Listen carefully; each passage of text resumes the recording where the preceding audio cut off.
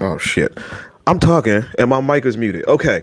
What's up, beautiful people? My name's Ronnie, and I've been talking about this for a week. Almost as soon as the other live was over, I came up with this idea, and we're gonna just go with it.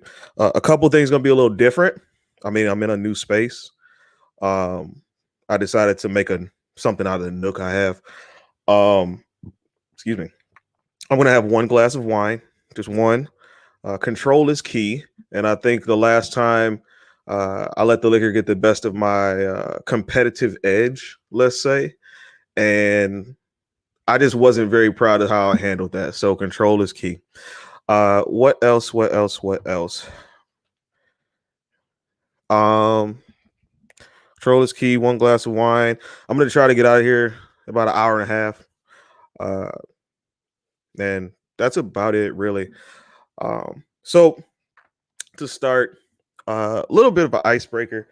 Um, this whole Pepe Le Pew thing is kind of funny to me. Uh, people call it annoying. I mean, it's a fictional character, and that's perfectly fine.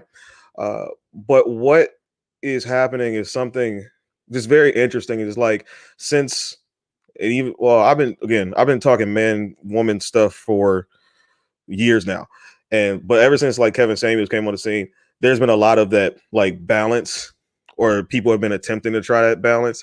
And so with Pepe Le Pew, it's like, okay, he's a bit like creepy. He's a bit persistent. I'm not going to use the other word, but like he's a bit persistent. Um, and once people were frustrated about a fictional character, they decided that they wanted to uh, point out other things. And I joined in because one of my favorite pastimes is pointing out hypocrisies and how things are alike. And so running through all of these, scenarios, like there's a lot of toxicity uh, in media, and it doesn't get talked about for some reason. Um, Especially when it comes to women, because like as we're pointing out men who were like Johnny Bravo, who were persistent and creepy and wouldn't take no for an answer. We also point out, like in Coming to America, when Mary, you could say she, you know, had sex with Prince Akeem, without his consent or complete consent. He was induced, uh, and so it's just interesting to watch um, what's going on. Uh, just in the world, in that no, like people are starting to point out like, oh, like women too, like, and that's cool, and that's the way the world should be. Like if we're all going to be equal and balanced, like everybody should take fair accountability. And if that includes cartoon characters, then it includes cartoon characters. But the biggest thing is, you don't my thing with Pepe Le Pew is you could have changed his character. You didn't have to make him so persistent and like uh running all up Penelope Pussycat. Like, that was her name, actually, Penelope Pussycat. You don't have to do all of that. You can really just change his character. Like, have him, the original cut they have for him had him getting his comeuppance. Like he got something thrown in his face. He got slapped, fighting back. And I think what should have happened is after that, he would have just been like a hopeless romantic, and his life would have been going towards like bettering, things for women. And that would have been cool. But to get rid of a whole character, you kind of miss out on the aspect of teach, especially if you want to point this at children, you kind of miss out on the opportunity to teach them about personal growth, because just getting rid of somebody and exiling them, I mean, some people would think that if I do that, that's going to be me. Um, and I'm sure you don't want your kids to want to, feel afraid to be isolated, but teach them that they can grow. So if Pepe Le Pew had grew into a whole other individual, I think that would have been a lot better. But that's just my opinion. Um, all right. So today's topic, who hurt you? Um, as long as I've been talking about putting some accountability on women, and mind you, this goes, way beyond just the last couple of months. I've been making Facebook statuses about, uh, you know, asking women why they do things, and trying to get some fair balance, whatever. Like I've been doing that for years. One of the questions that comes up to me and other men who uh, air their grievances is, who hurt you? And to me, that seems like one of the most disrespectful questions that you can ask a man, or anybody really. Like, who hurt you? Like, people are entitled to their pain. You can't say that they shouldn't have it. And when you ask questions like, who hurt you, it's almost like dismissing the fact that these feelings actually might be valid. Um, yes, people get hurt, and yes, some people carry that pain with them. But it's not a huge all the time thing. I mean, if I'm learning to play Madden, right, and there's this little bug in the system, and I hadn't found it yet, and I'm getting destroyed. But once I find that bug, like, oh, I'm going to keep doing that. Like, I learned a lesson. And that's what some of these things are. Now, I can't lie and tell you that, every guy is going to be, whole with his lesson, and he's going to, find the balance and make it right and still not be upset about it. Like, there's still guys who are very upset about the things that happen to them.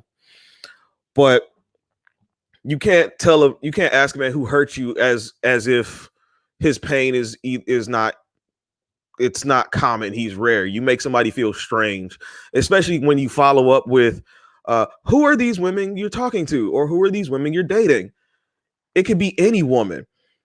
And what ends up happening is that I feel like it shames people into, staying in situations that they don't need to be in.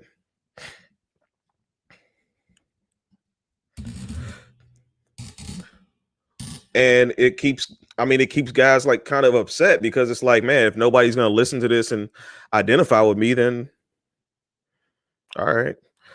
But I got a Chianti tonight. This is the only glass. It's a good, nice little amount, but it's the only one. But it keeps guys like from trusting women. Like, that's one of the reasons why guys will tell women, like, if we show our emotions to you, it will be used against us. That's a good example. If I tell you that something I recognize about women is this, and you figure that it was brought on by some kind of trauma, and in a condescending manner you ask, who hurt you, you're belittling that man's feelings. And I think in our society, we don't really pay attention to those men's feelings. So what I want to talk about tonight is actually, who hurt you? Who hurt you? I want to hear from guys. All right. Guys, I want to know who hurt you. I want to know who is that woman who had this impact on you, that taught you these lessons about being a man, or dealing with women. Where do you get your mindset from? Are you angry? Are you frustrated? Like, we don't talk about this stuff enough. And I think part of not talking about it enough is that the women don't hear it enough for it to be valid. All right. They don't hear it enough for it to be valid. And so what I want to do is talk to some folks about what's going on. I want to talk to folks about what's going on in their lives in the past. What relationship taught you something that you didn't know before, and just basically like how you came to your own mindset. I'm gonna start out really talking about. I'm gonna talk about myself, of course, and I haven't really like planned any guests or anything. But if anybody wants to chime in on a story that they have, by all means, I am welcome. Excuse me, I'm a one-man show right now, so I'm trying to spread the word that I'm on. But for real, like, don't cancel Pepe Le Pew, because then you got to cancel like every other toxic thing we've seen in society. Like, was it the Honeymooners when he said, power or riding a kiss, or like straight to the moon? Like, dude's advocating spousal abuse. And I know we've probably talked about that before, But like really, it's spousal abuse. Um, but like you can especially with cartoon characters and stuff, like you can change people. You can change characters. It's television. But you don't and stuff like you don't they're not static characters. Give me 1 second.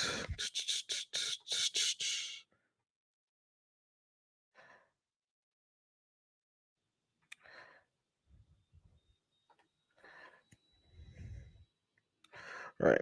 So I want to talk a little bit about myself first. And I guess this is going to be a bit sensitive to, I mean, my people, because my people watch Facebook, and especially my mom was here the last time we watched live, or we had the live. So um, caution is key, uh, along with control. So I grew up in a stable home, mom, dad, brother, house full of men. My mom, my mom was very well protected. Um, so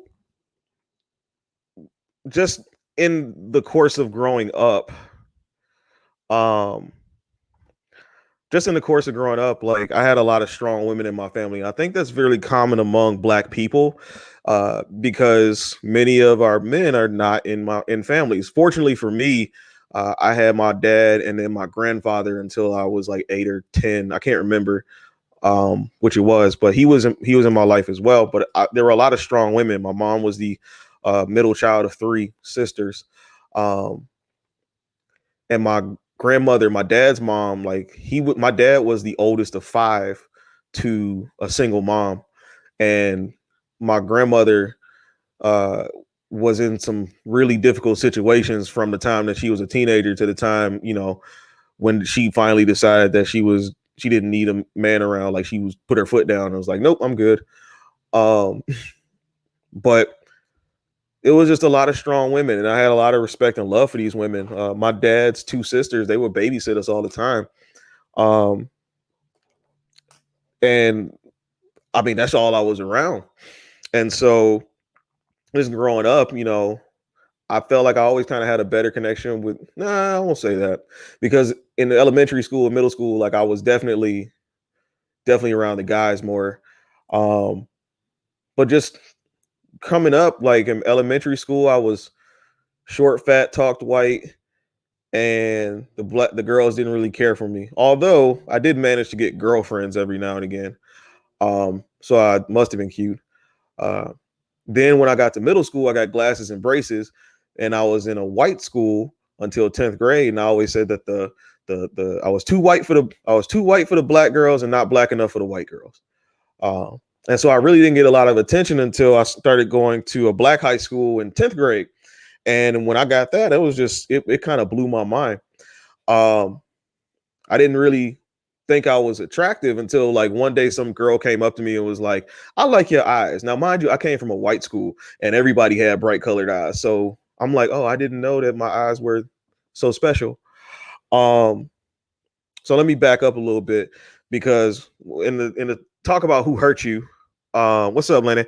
In the talk about who hurt you, um, I want to start with the first time I ever like mustered up the strength to get, or the frustration to get, uh, to call a woman out of her name, not to her face, but just like in private. Um, so when I was in high school, I started talking to this girl. She was in a choir, and uh, we exchanged numbers. Thought it was some good feelings there. And then one day she popped up at baseball practice where I was in the gym, and I ran over because we had just talked, like I think the night before, about you know things and liking each other or whatever. And then when I ran over to her, she asked me if I could get my teammate, and I was like, "Oh, that's weird." So I went over to get him, and then I went back with him, and then they had a conversation with each other like I wasn't even there, and I was like so upset. Like I didn't know what happened, what was going on. I was so upset. Like I feel like for a week, every woman was the B word to me, or was a B word, and I was like livid.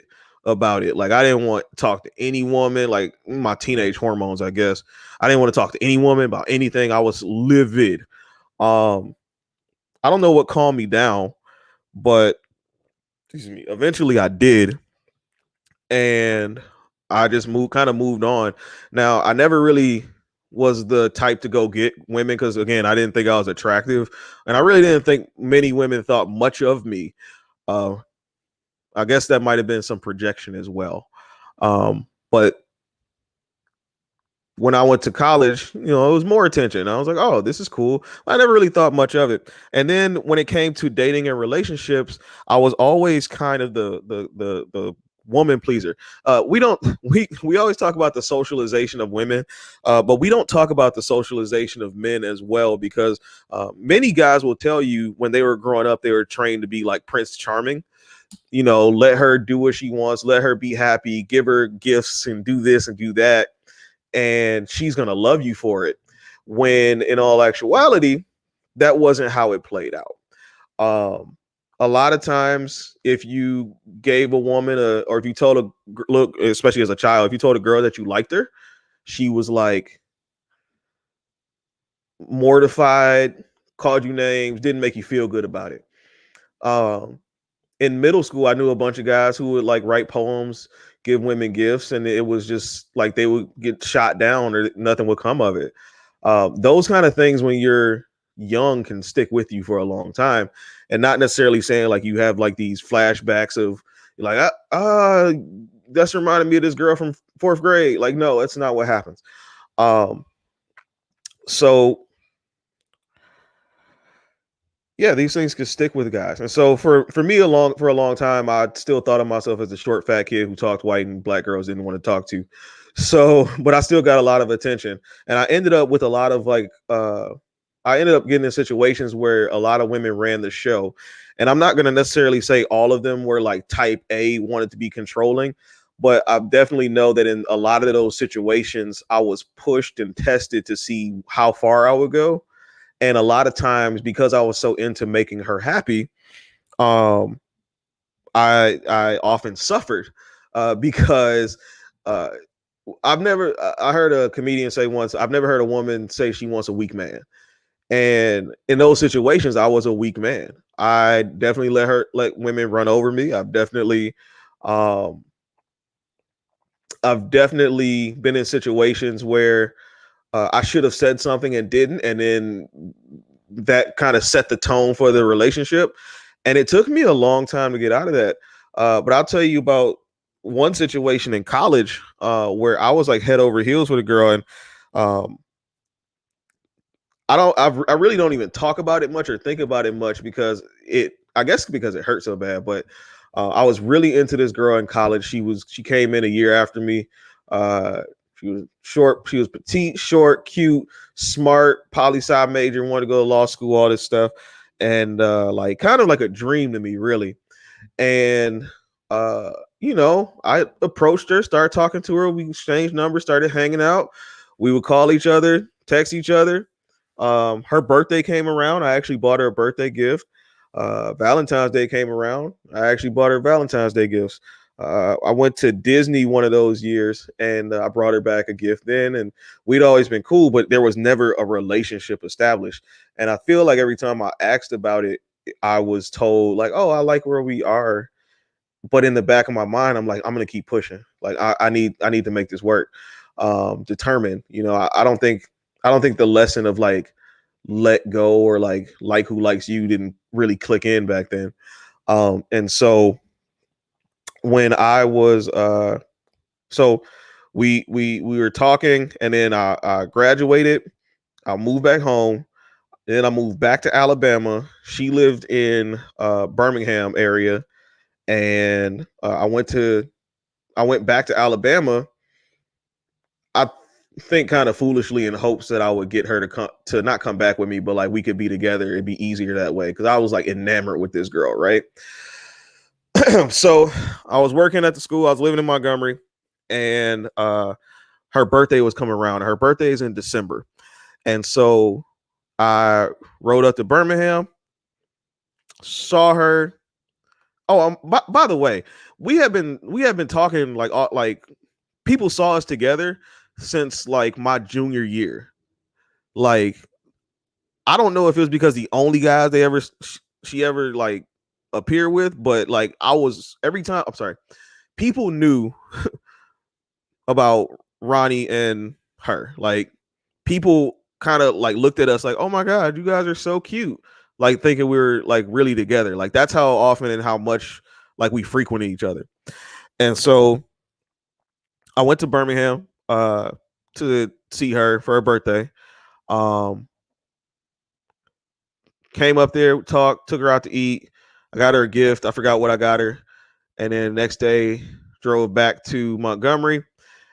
In the meantime, my I go back to work, and a woman who's like one of the smartest women I know, like I hope she might be saying this because she's like really one of the smartest women I've never met a woman who's so quick witted and so funny and so like just bright and really good at her job. And if you worked at ASU, you might know who I'm talking about. But she was just really good, and so she asked me about my trip to Birmingham and was like, "Oh, how did everything go? And you know what happened?" And I was like, it went well, and got her gifts. We spent some time together, whatever. She was like, "Okay, like that's so cool. You guys are such a cute couple." And I looked at her, I was like, we never really established a relationship like that.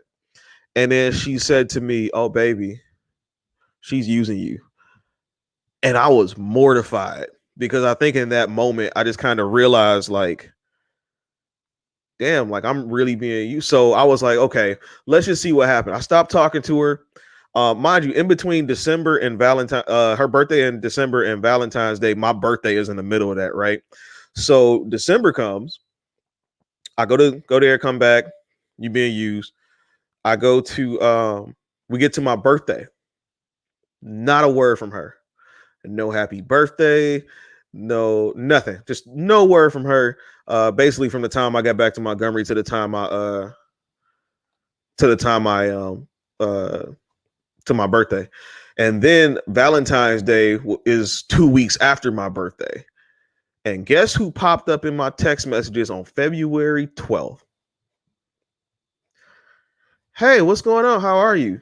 I never responded to that text message because in that moment it showed me that like I was really being used and that was possible, to happen.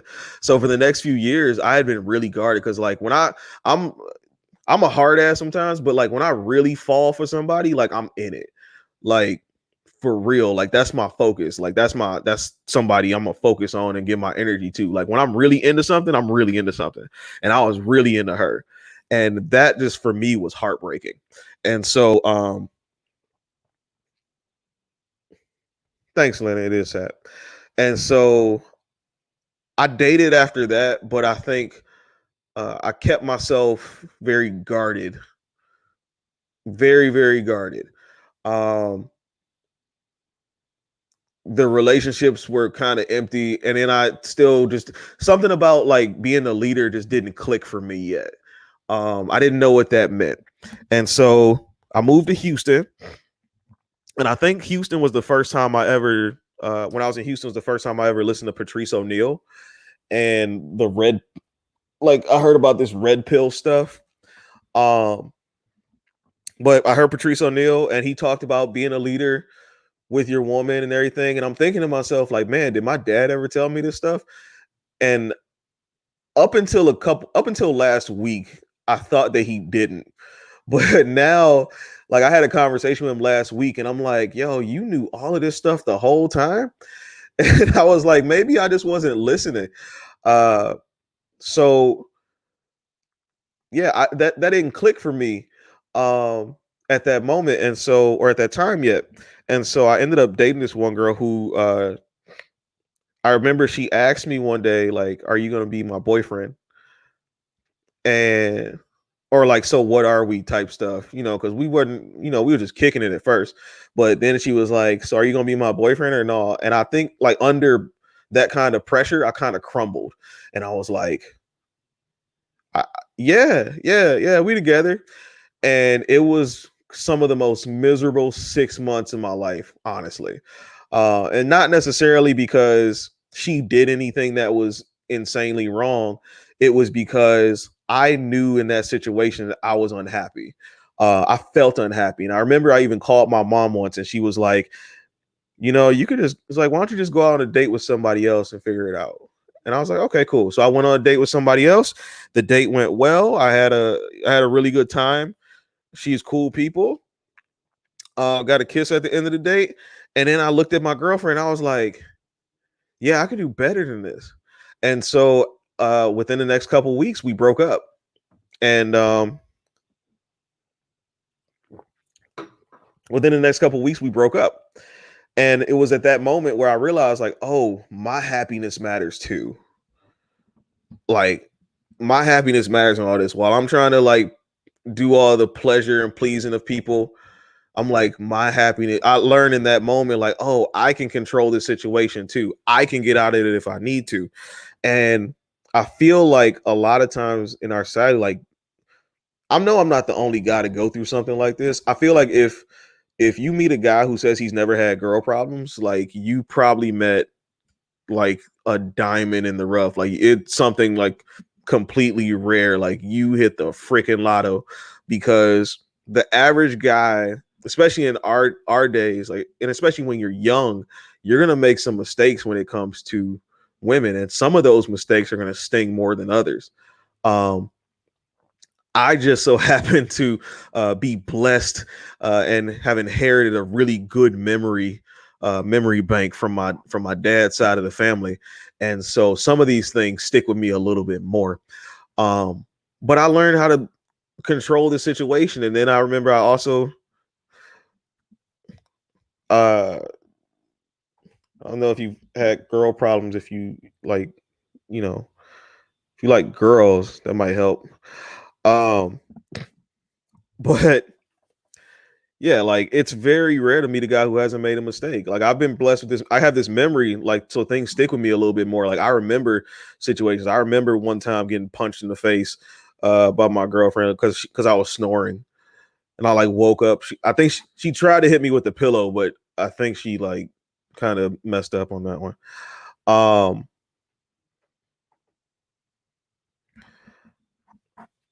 she hit me with the pillow. And I've been in other situations where, I mean, I was told one time about opening up like this is that, like, it makes you look weak. And I'm like, bro, this is the truth. This is what I went through. Like, this is my perspective. Now, what frightens me a little bit is that things like this are when you do things like this, it can be used against you. Like, I'm pretty sure, like, if somebody's saying this, I end up dating, they're gonna like, it's gonna be a joke or something.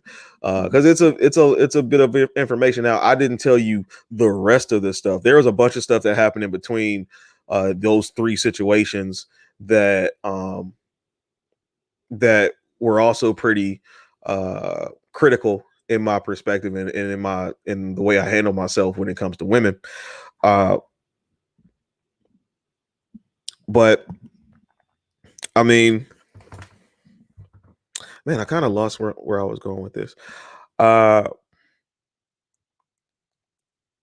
yeah, we don't talk about these things enough. And I think the question of who hurt you kind of comes from it comes from a place of, like, I, I try not to get into it so much anymore, but I feel like sometimes because women don't want to feel like it's them, they find a way to dismiss whatever you're trying to talk about by saying, like, it's rare. Like, you don't know any women who would do that, but um, you don't know any women who would do that, but uh, you know, it's not you. You something must be wrong with you if you're attracting these kind of women, and that's not the case a lot of times. Um, that's definitely not the case a lot of times. Uh, it's usually just women. Like, there is no, like, I know guy. Okay, I've had great women. I've had terrible women. I've had women who talked my head off all day. I've had women who didn't want to say two words. Um, there are all kinds of women out there, and like all of these different personality traits are in like all these mixtures. Like it's kind of hard. I won't say it's kind of hard, but like you can't always predict what somebody's going to turn into. And even like when it comes to my guy friends, I don't know how these dudes turn in their relationships. Like I know them one way, and I mean I see them around their women sometimes, but I mean they're still around the guys. You know what I mean? I don't know how they deal with that. Um, but we just have to get used to or start to understand that guys go through some of the things too. Um, we don't talk about our feelings uh, because I saw a meme the other day that said that uh, men have to create safe spaces for ourselves, which is true, and women can't do it for us. But I feel like a lot of times too, we're not allowed to have those safe spaces um, when it comes to women. But I just want to ask the question: who hurt you?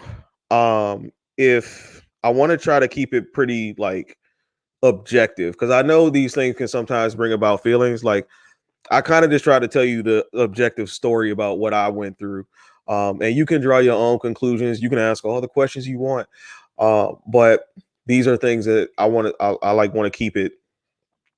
I want to keep it a bit like objective. So the topic is who hurt you. I want to be objective as possible. Tell me what you learned from the situation. We're going to get into that. What do you think you could have done better? Because, of course, we want to talk about accountability, too, and where our faults are. Because men think of that, believe it or not. Like, I think everybody does. You go through a situation, you might blame the person for something, and then you have to sit back and reflect on either A, what you did, or B, what you did to allow that to happen. I always do that. A, B, 1, 2. Like, I get them mixed up. And then, of course, like one day, do you still want that commitment and everything? Um, yeah. Lennon said, I agree. It's difficult to have safe spaces as men. Yes, it is. Because again, who hurt you? When that's your response, when you express your frustration, who hurt you? Like, I don't want to talk to you anymore. You're not open to anything. Um, let's see. Go ahead. I feel like I have some more here. Okay. I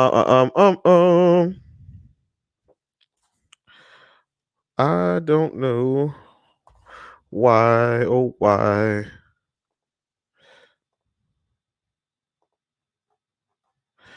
Okay. So, guys, I want guys to call in. Let's talk about it, man. Let's talk about why. Oh, no, that's insane. I can't see. I can't see my post on Facebook for some reason. I got a whole like.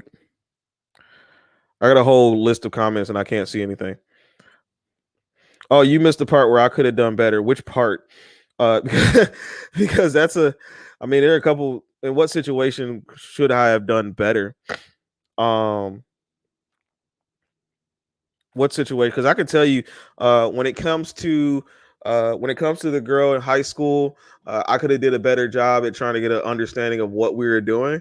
I also should have just left it alone and realized that uh, she's not mine and she could do what she wants. Again, these are lessons you learn later. With the girl in college, I should have probably left her alone once she decided that, or once she said, like, I'm fine where we are. Again, these are lessons you learn later. Um, yeah, I shouldn't have done as much as I did without reaping any rewards. I mean, because as often as we were together and everything, we didn't even have sex. Um, but like I was really like hoping and holding out for that. Like that would have been a great situation. Uh, did what freeze? Did my stream freeze? Oh, my stream. I don't think my stream froze. I just can't see my. I can't see my Facebook. I can't see my Facebook comments on my. Oh, the 6 month wasted one. Yeah, I should have just. I should have just been straight up with her at the time. I didn't like because at the time like all I really want. I'm a dude, so like casual stuff is fun. Like, you know what I mean? Like, I should have just been more expressive and letting her know like, hey, this wasn't what I wanted. But at the time, I didn't know how to do that. Like I didn't know how to tell a woman like, hey, I want this from you. I want, I couldn't, that wasn't in my thing. That wasn't in my repertoire, let's say. So it was just, hold on, let me see.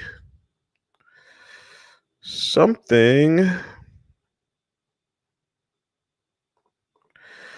with the girl in college. Something is not going right here. I might just stick to Facebook next time. I'd rather see my comments there. Probably facilitating the conversation. Yeah, she had me on a string tough. Which is crazy because there were moments too where I was like, yo, this might be a real ass thing. Like I remember we went to Chick-fil-A one time and my card declined. And she just kind of looked at me like, it's okay. I know like this is the first time this is happening. Like she was really sweet about it. Like I was like, I've never said it before, but I think I was in love with this girl. Like I was enamored. Like she was the best thing smoking to me.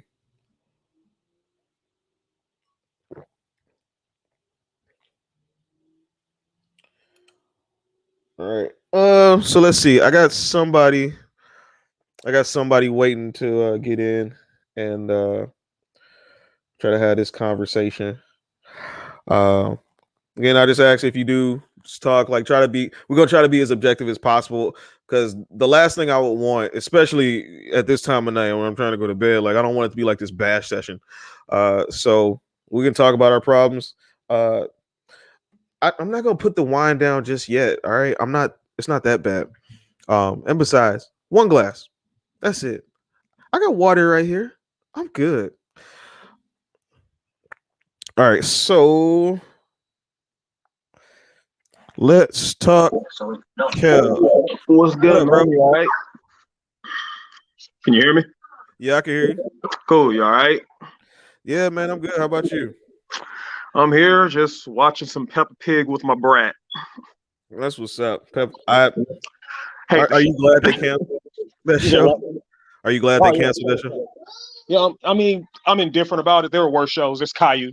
That shit's worse. But yeah, as Okay. long as he's happy, I mean, whatever he want to watch. I'm not even big on TV. He just in here having him a good time, just making a mess in my living room. But hey, Right. I get that, so man. what questions you got? I mean, I wanted to try to keep it as brief. I mean, we've had the conversations before, but I kind of just want to Hey, son. I guess an idea of like I guess who hurt you? Like where does your like kind of frustration with women come from? Um, if we go just choose a specific, we just go say my ex-wife overall. But I mean, like, it's been a lot of women who've done some hurt, and it's like most of their hurt isn't necessarily like intentional. It was like, oh, okay, Right. well, like that's the thing. Rejection sucks, no matter what. It's always gonna suck and everything. But Right. nothing's worse than like being told by like women that like, yeah, oh, you're such a great guy. You're gonna make some woman very happy one day. Ooh. I Yeah, didn't. I've definitely been told before you can definitely be my friend, but like I don't see us like you're so cool, or like I've actually been told at times that I was too good for certain women. Like I was too much of a nice guy. Yeah, like that shit's like worthless, and it's like then on top of that, I mean, so growing up and everything, you know, like so when you don't have a two-parent home, you don't have a father to teach you shit.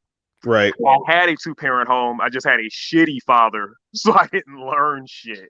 Like Yeah, that happens too. growing up, like so, I had my mom teach me how to be a man, but she didn't really teach me how to be a man so much as how to be a good person. So I'm a great person. Right. As far as a man, like, I mean, based on like the logic I had, like my mom was like, yeah, basically she raised me to be like the perfect man for like her, I guess, and everything. So it's like, yeah, I'm like Prince Charming ass nigga that she would like, but Yeah. all in all, it doesn't. Son, hey, stop jumping. There were no muddy puddles in here. Stop. No more. Yeah, like he having fun, but Yeah. yeah, like I mean, so that being said, like most of my like interactions with women and everything, like it's like, hey, great dude and everything, the type of dude to bring you flowers, sing your songs, Right. like that and everything, like plan out some nice dates and stuff. But then, yeah, I get that handshake at the end of the night while like, yeah, you busted open for a nigga for a 4 for 4. like, so you're like, no, like I'm losing to a like. My thing is this, like, what I learned for the most part is that like women will say that they want X, Y, and Z qualities, Yeah. but what I really learned was that they want X, Y, and Z qualities from a specific dude. They'll Yeah. take that dude without those qualities. Yeah. But they would love for them to have those qualities. But like, yeah, it's like if a dude comes along that has those qualities that they don't want, it's like, yeah, it's like, hey, I'll entertain you. It's nice to have you around. It's good to have a friend to like treat me how I want to be treated. Yeah. But yeah. And getting caught in the friend zone like that, I was like, getting caught in the friend zone like that. I mean, it's almost similar to like when I mean, it's the equivalent for us is when like we're like messing around with women and they like want something from us, but like we're like, oh, we just gonna keep messing around. You know what I mean? I really don't even do that. So that's the thing is like I've never been like in that situation to like, so like that's thing like my history with women is like I don't know like that's things like where most dudes have like these stories like that's times like oh like I let one get away like or I did this like that's things like women I shoot my shot with like like it's like Shaq shooting free throws. It's like non-existent like 0% from everywhere. Like that's like airballing easy layups and shit. Right. Like that's there. Like I'm bad with sports analogies and shit like that, so I ran out. But yeah, it's just. It's cool. Yeah, like, for example, but that's also seemed to be a thing that was like a hindrance too. Like I don't like most manly shit, like sports. Yeah. I don't even like watching TV and stuff like that. I was dude like, hey, I enjoy sitting down, enjoying some Disney movies. I don't know, like that thing, sing some karaoke, and then go do some push-ups. Like I'd be like, yeah, I like to exercise, but yeah, like I don't like. Also, I was never big into rap, and it's like it was odd because like my ex-wife, she was like, "Oh, like I like that you're not like other guys. You're not a nigga." I'm like, "Oh, okay." Yeah. But then it's like she always wanted me to do nigga shit. She's like, "Oh, you don't like this random Tupac song?" I'm like, no, I'm not a big fan of him. I mean, it's not bad, but I mean, no, I don't know the lyrics. I don't really listen to them. You don't like black stuff. I'm like, oh, so now I'm not black. Yeah, I mean that's definitely a thing. I mean, and one of the biggest issues in our community, and this male or female, really is that we have a tendency to try to, you know, it's all crabs in a barrel, but we want everybody to be the same. Right. You know, we even think sometimes that all black people are a monolith. Sometimes. Right. So like I definitely get that sentiment because when I was growing up, I was listening to I was all those kids who was into like some of the like. When it comes to music, as long as it sounds good, I'll ride with it. And it didn't matter what genre. It could be country, rock.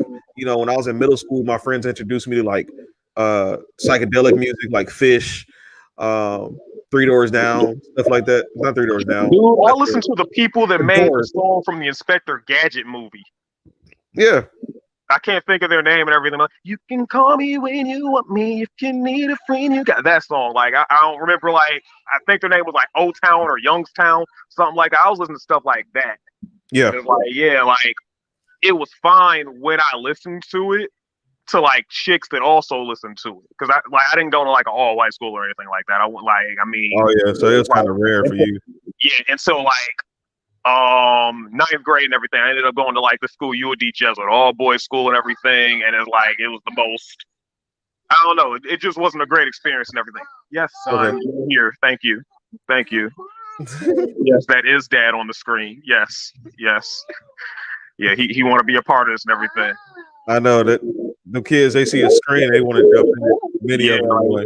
He likes seeing himself. That's my beard. Thank you. Go play.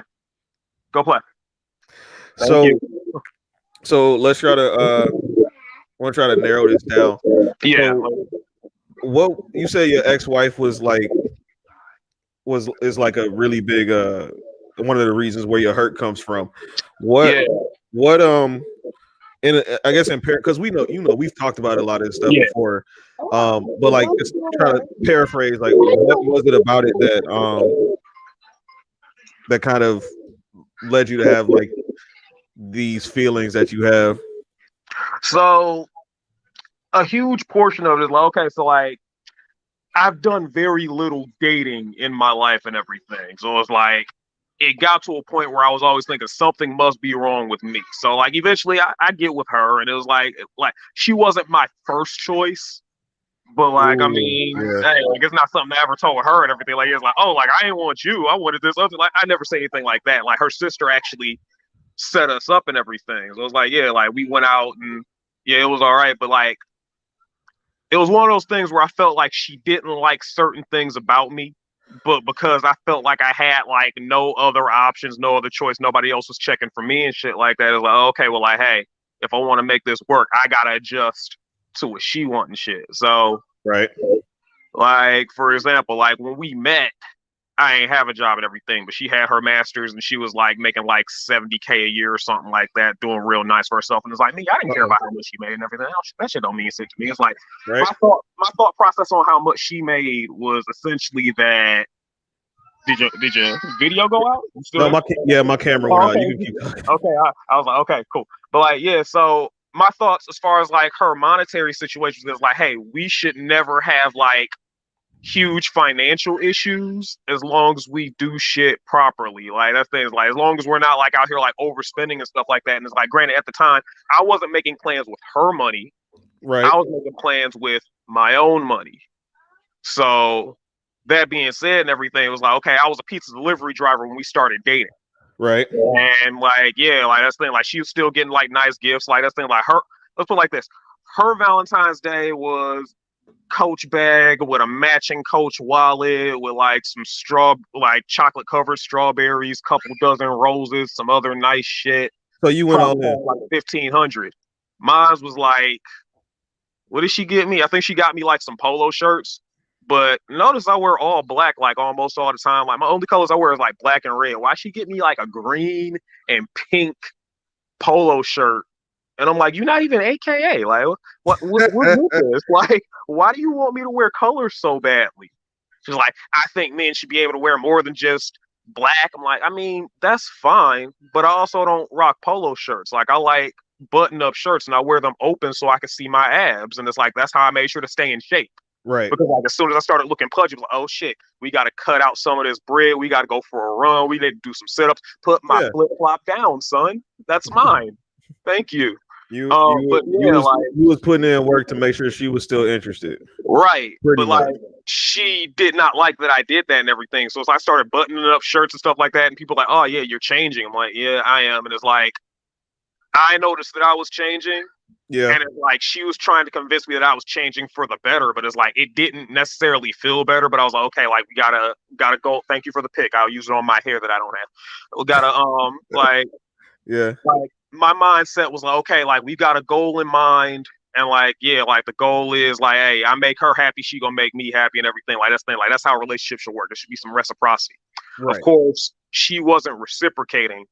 And like it kept me in like this feedback loop of like, oh, like I've got to do better, I've got to do better, I've got to do better. And it's like she really didn't have to do shit. And it's like I think like one of the killer moments and everything, like so while we were together before we got married, is like, I probably should have like left her then and everything. So she had just had surgery and everything. She donated a kidney to her father or something like that and everything. Like very admirable thing. But yeah, so on the 31st of May, my grandmother died, my mom's mom and everything. I was really close to her. Like people that knew me knew that at that moment, like a lot of shit changed for me and everything. Like I became like much meaner, like to say the least and everything. Like I was like, let's like that day, my brother, like he wanted to introduce me to his new girlfriend and everything. And it's like he brought her by my apartment and he was like, yeah, like, hey, I want to introduce you to Destiny. Can I like bring her in and everything? And I was like, how about I let you see my apartment right quick? Because you know what happened today, right? He was like, yeah. I'm like, all right, I'm gonna let you look at my apartment right quick and you tell me if she can handle this. And I'm like, yeah, bring her on in. I'd love to meet her. But like, yeah, you can understand like how maybe it won't be good. So he came in, he saw like a huge hole punched through like the wall of the apartment. He's like, you know what? I don't even need to see the rest and everything. I understand. I'll bring her by later. I'm like, thanks, man. Like, there was a hole in the wall. Yeah, like I punched clear through it and everything. It was like sheer rage because like I lost the person that taught me like the most, taught me to cook, taught me to be kind. Like that thing is like the only person that I had more influence was like my mother. And like since that was her mother, like that thing is like my mom's going through it. And it's like that day, like I'm mourning because like it hurt to lose her because I've been trying to call her for the longest and shit. Like I Wow. was trying to get in touch with her. Every time I call, like my aunt who lived down there with her and my cousin that lived down there with her, they be like, "Oh, she's asleep." I'm like, "Dog, like give her her damn phone. Y'all be taking pictures and posting on Facebook and shit. Give her her phone. Let me talk to her." Yeah. Begging her. And then it's like when I found out because I was at work. This was a Saturday. I was at work. My mom was like, "Did you hear?" I was like, "Did I hear what?" She's like, "I'll tell you after work." I'm like, I don't like how this sounds. Right. So of course, on Facebook, I see that my grandmother died and everything. And it's like, I had to hold it together then and everything. So I'm like, yeah, it's like if I break a Mustang, they gonna be like, yeah, you owe us like $60K for this car and you're fired. Yikes. So basically and everything, like around that time, so that night, my ex, she had been on bed rest for like the longest and everything. Because like she had just donated a kidney and everything, so she wasn't able to move. But she wanted to go see a movie. I think we went to go see like X-Men Mutant Apocalypse or Days of Future Past or something like that. It was one of those days where it's like I was really, really hurting, and it's like I really didn't want to do anything. But it's like she had been on bed rest forever, and it was like she was like, yeah, it's like, hey, I want to do something. I want to do something. Like fine. So I came and got her. The roads out in Romulus and around like the Romulus area are kind of janky. So we're on like a 1-lane road and like, yeah, we're hitting like bumps and stuff like that. And she's complaining about being in pain. She's like, can't you avoid them? Like, it's 1 lane. If I go over into the other lane, I'm going to crash. And I'm pretty sure you'll be in much more pain. Right. I'm trying. I'm driving slowly. Like we get there and it's like, yeah, like all these complaints, like, yeah, we got to walk all the way up the stairs. I'm like, well, that's because you want to sit in the back. We can sit wherever you want to sit. If you don't want to walk up these stairs, let's not walk up these stairs. Let's sit she right sounds here. like hella neurotic or like dog. Like, so we get up there and everything. I'm like, yeah, it's like here, you sit down. I'll go grab like drinks and stuff like that, like popcorn and all that. So I do everything like usual and everything. And she was like, yeah, it's like, oh, you put too much butter on it. It's too greasy. I'm like, I'll go get you another one. I'll just eat. Like it was just like a really stressful day. And then it's like we're leaving. So the movie theater is like right behind my apartment complex, and there was also a Meijer right there. So she was like, I need to go to Meijer. So can you go in for me and get some stuff? I'm like, yeah, sure. So I pull up to that Meijer, and she gets upset like, no, I want you to go to the other Meijer. I'm like, that one's like out the way. And like, yeah, if you want me to take you home, it'd be quicker to go to this one. Then we just go straight back to your place and everything. So it's like she's like arguing tough, talking about like how useless I am, how I don't know shit. Right. I'm like, dog, like. So this pretty much was I mean, without even knowing the end, like you can already, I mean, you said your ex-wife, you kind of tell where this ended. She filed, or you did? I initiated, but she filed because I was taking too long, or I think she might have thought there was like a technical advantage to filing or something like that. Because like basically, so in 2019, she had put her hands on me and everything. It was after our son was born and everything. I was like, yeah, it's like, hey, I gotta go because I already know, and that's not the first time she had put her hands on me and everything. So I was like, yeah, it's like, hey, I'm out of here because, in all honesty, if I beat the shit out of her, it'd be really bad for you. So, go ahead. What was it that or what did you think or what were you thinking through the first couple times or the first times that she put her hands on you? Like, why didn't you? What about that situation made you just want to stick in it or stay in it? So the first time was while we were dating still and everything. This was back in like 2013. This was like Christmas 2013. She was going through my phone. Like, so what happened was this. So I showed up. And I had like a couple of gifts for her. Something. No, I had like a gift for her and everything. I gave her exactly what she wanted. She wanted a Beats pill.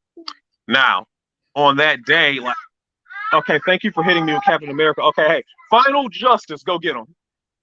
So what happened was, I got there and everything. It was her family get together, and basically like that whole time I was there, she was like extra standoffish. Now, mind you, I told you before, I don't really like sports and stuff like that. So I got there, like her sister and her sister's boyfriend sitting at the table and everything. Like the other women are up there, like she was up there. So I grabbed a plate, sat next to her, and she was like, yeah, the men are downstairs watching the game. I'm like, okay, cool.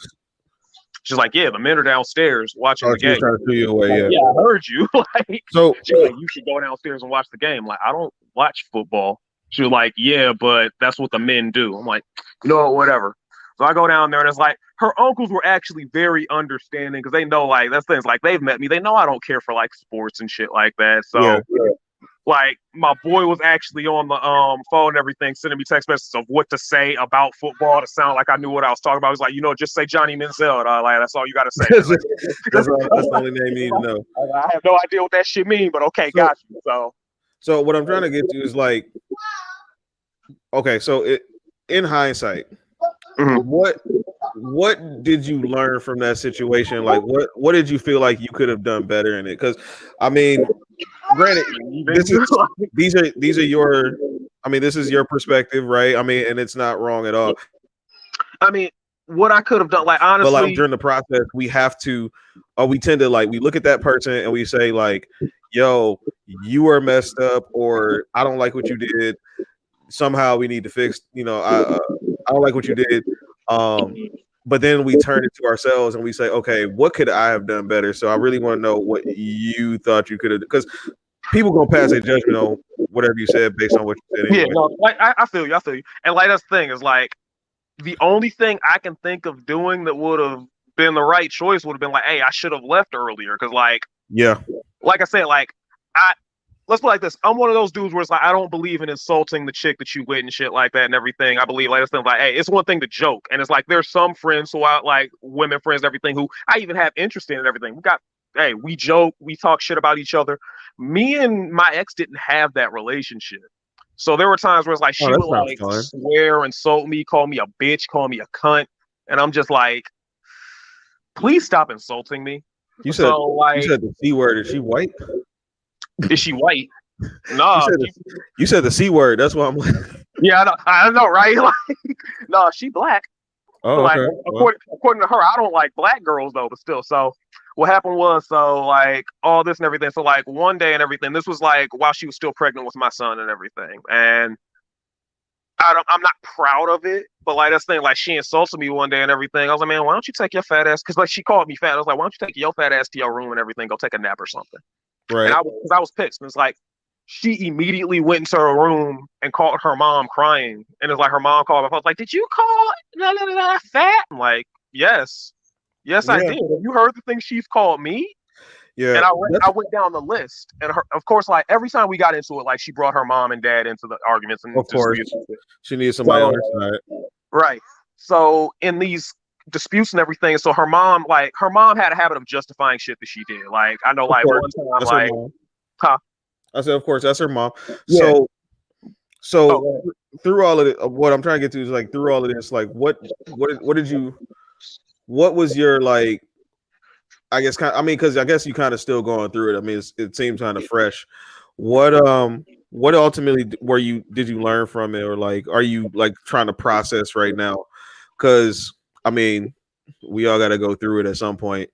So what I learned was that no matter how, what I learned essentially is like no matter how little self-worth you have to yourself, you have to have some. And like a lot of like the BS I dealt with was just like I felt like I wasn't important enough to matter. And it's like it didn't help that like I was with someone who like I didn't matter to. Like someone who complimented me because she wanted a compliment. And it's like I didn't notice that until like her mom one day like came by, had a suit on. She was like, yes, you look really nice. That's a very nice suit. I'm like, oh, thanks. Then her mom was like, you didn't say I looked nice. I was like, what? Yeah. Like, that's how that works? And, compliments. And that's one of the things that I feel like, and I know a bunch of guys who kind of went through it. Like at some point, you gotta, while we're, again, like women always talk about being socialized to think certain things, but we don't talk about, as men, we don't talk about the things that society has pushed on us. And one of those things, like I said earlier, was just we have to be Prince Charming.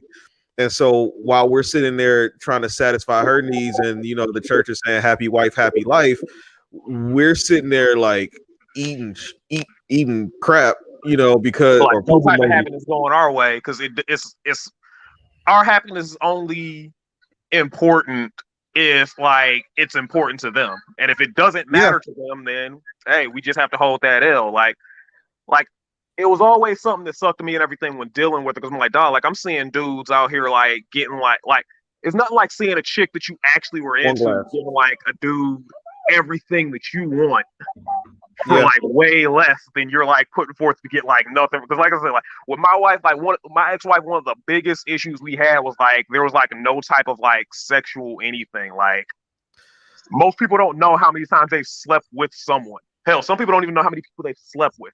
How did you I get know, that in a marriage? huh? I said, how did that come up in like how did that end up in a marriage that like I mean you had a kid, so I that, mean, yeah, so we slept together like 17 times total over the course of 4 years. I mean, Jesus Christ, dude. yeah, I like That's the exact number. Like you see, I got that exact number. Like, and it's like Jesus. what's bad is the day I got divorced, I started seeing someone and everything, and I'm pretty sure like within like a month, That's I like way more. Like, it's that's not like even like every once. that's like a every month. quarter. Like Yeah, once every yeah. 3 months. No, they were definitely like. Let's put it like this. I did not get to hit my wedding night, and then it's like on the honeymoon there That's was one gross. night. Then like after that it was like I got put on night shift, and then we just didn't see each other like for like the longest, except for like on weekends and shit like that. And it's like she Right. just didn't feel like it, and it's like it's one of those things where it's like I kind of like I feel like she just wasn't into me. And Yeah. I feel like that's things like women will do things for dudes that they actually like. She just didn't like me like that and everything. Cause like she even told me like, oh, like yeah, I used to sleep with my ex. I'm like, okay, so you slept with your ex. How come you're not sleeping with me and everything before we got married? Now, mind like that's the thing. Cause like That's she a wanted that's she a wanted to real wait for question. marriage, but like she didn't like.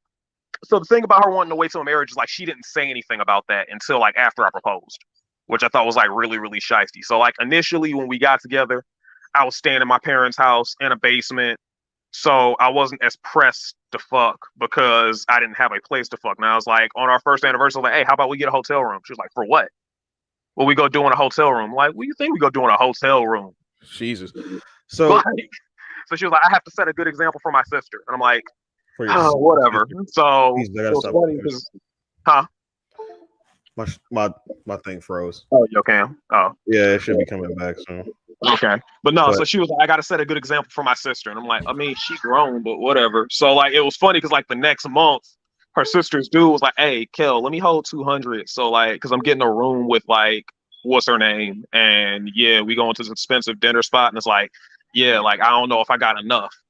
I'm like, well, all right, dog. I don't want you taking the same L's that I'm taking and everything. So yeah, go ahead, guy.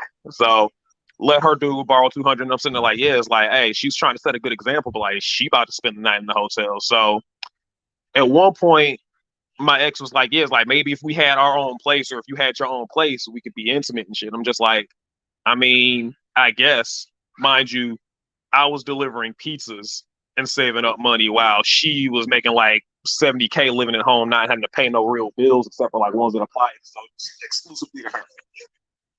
So, son, there are no muddy puddles in here. Stop that. So, what happened was initially I got an apartment and I gave her the key to my apartment. I got this apartment. It was like on Valentine's Day. Gave her the key to my apartment. She never came over there of her own volition. Mind you, I lived like 5 miles from her and everything when I got this apartment. So she could have came over whenever. There were times where I hit her up like, yeah, it's like, hey, just come by and everything. I wasn't even trying to fuck. I was just like, hey, come by. Your boy lonely. I'll make dinner. We could watch some movies or something like that, or just chat. No, I'm tired after work. I'm just like, okay. And like I figured obviously she just wasn't interested, or maybe like she just didn't like my place that much. So I'm like, yeah, like let me get some better furniture. So I got some furniture, still getting hit with the BS and everything. So like, oh, like your couch is too small. I'm like, yeah, like I'm working on a budget. I mean, I'm making half of what you make, but also paying rent, paying cable and internet, paying Netflix, paying all this other stuff. And it's like in your mind, yes, son. Yes, that's you. That's you. But like in her mind, it should be all right. And I'm just like, yeah, like then like when I finally proposed and everything, we went to her church and everything after I proposed, and it's like the pastor's like, yeah, so I don't know what you all been doing, but you all should remain abstinent until like the wedding. And she was like, amen. And I'm like, amen. okay, so essentially what we're getting at here is that, like you said, somebody who was married but really wasn't into you, and oh, something's not working right. Essentially, she wasn't into you, and eventually it just kind of ended when you said you initiated, but she went ahead and jumped and filed. So I guess like, and we talked about you've been to therapy for afterwards, or like just trying to, because I know that could be like trying to like you're trying to figure out like what happened, what did I Right. do? Hey, hands off the screen. So I was started therapy before like I had even left the house and everything. But like I know like basically when I was talking to the therapist about what else happened and everything, he was like, man, like, hey, it sounds like you just need to get divorced. Like you sound unhappy. You sound like you ready to like that's things like it just sounds like shit's bad. So and it's like I went to therapy before that, and it's like the first therapist and everything. It said the same thing, but it's like I wasn't trying to hear that because I wasn't trying to like fail a marriage and everything. Plus, I also thought that like yeah, it's like, hey, ain't nobody else interested in a nigga like me. So I mean, what other alternative do I have outside of like I don't know if I don't want to be like alone and like all that and everything. It's like oh, I guess I have to find a way to make this work. So it's like that's why I Yeah. stopped going to the person. I can't eat the plastic tree. And that's one of the things too that we don't talk about enough either is like, or we don't think about is that despite how people feel in their relationships, especially when they're married and everything, like I feel like a lot of times, especially like you be men who like can kind of empathize a little bit. Like we do try to find a way to make it work. Like, you know, I hate to bring up, I hate to Kevin Samuels this whole thing, but you know, when you say like 80% of marriages, or 4/5, we simplify it, 4/5 of marriages like are divorces are initiated by women. Like men often try to stay or stay in it or work it out or just say, hey, like, can we come to some kind of compromise?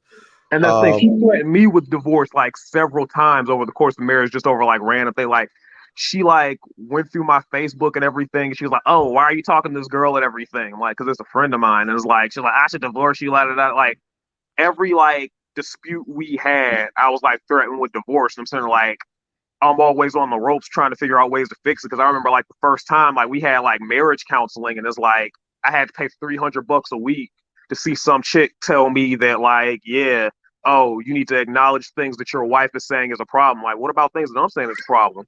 I've gone 8 months not fucking in my marriage, and she's like, well, it's you got to do things for your wife. Yeah, but I say you didn't do what your wife needed you to do in order for you to get the draws, instead of her thinking about what you might need. So you've been to therapy and everything, and you kind of gotten. I mean, you're still working your way through it. I know. Do you hope to like still one day be in a long-term situation with somebody? Yeah, I do and everything. They're like that's things like there are women that I can see myself with. It's just that they have to see themselves with me as well. That's like the only real. I mean, the thing about that is like, for one, you got to be like for sure who you are. Like, if you don't like football, you just tell a chick straight up, like, look, that's not my thing. And then you got to be like solid in it. And if like and that's something else that I've started just really respect it. You know what I mean? Son, stop falling down. You're gonna hurt yourself. Yeah, like no, like that's something that definitely like that's thing is like I'm a firm believer in letting people know what you do and don't like.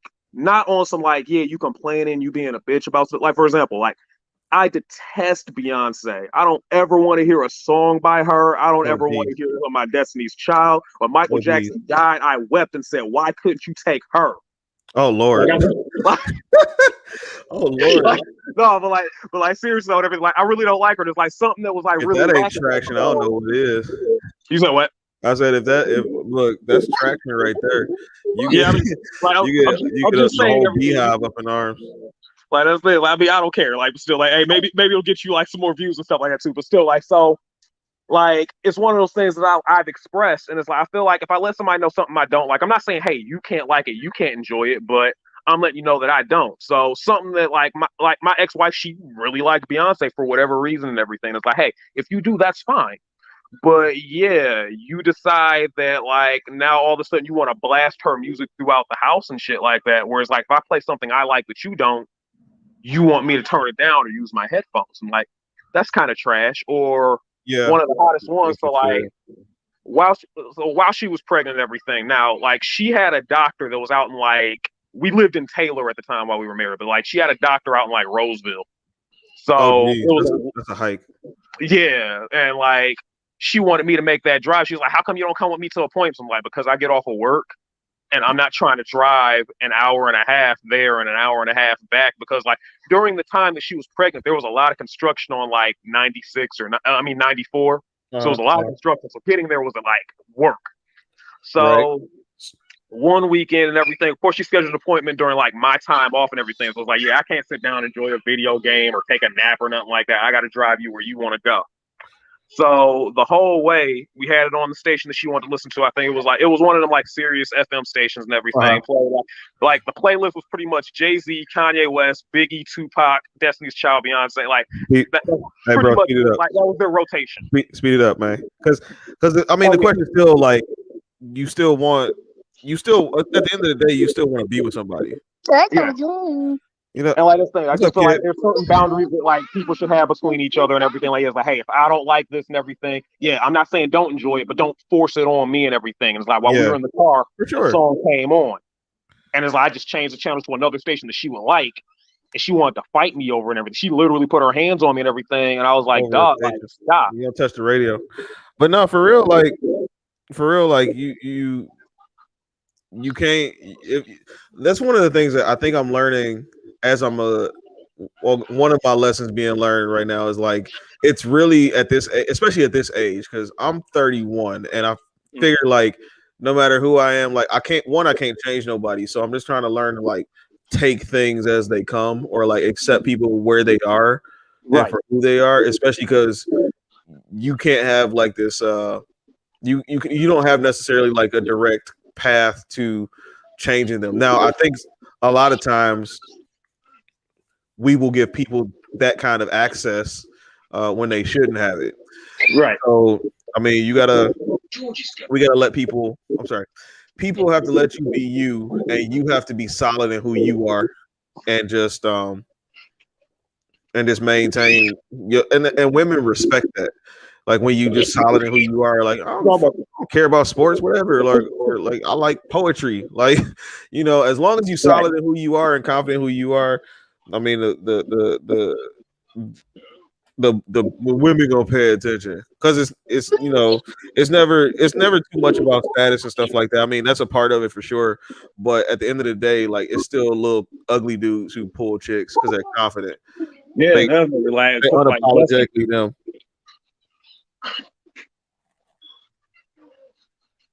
They're unapologetically who they are. But hey, some of them get married 7 times and got like 50-something relationships too. I mean, you never know out here. Yeah, for some reason this thing isn't letting me see my Facebook comments, so I can't show you where they are. But I can't see them either. Yeah, I know. Mark said it's tough sledding. That's for sure. My friend Willis, what up, Willis? Tough sledding. Richard said it was a toxic situationship. Even for a marriage, it sounds like really, really toxic. But the thing is, too, and I hope one of my things in having these conversations is that I hope that you froze. One of these there you go. One of these things I'm thinking about as we having these conversations is that I really hope that when people listen, it's not just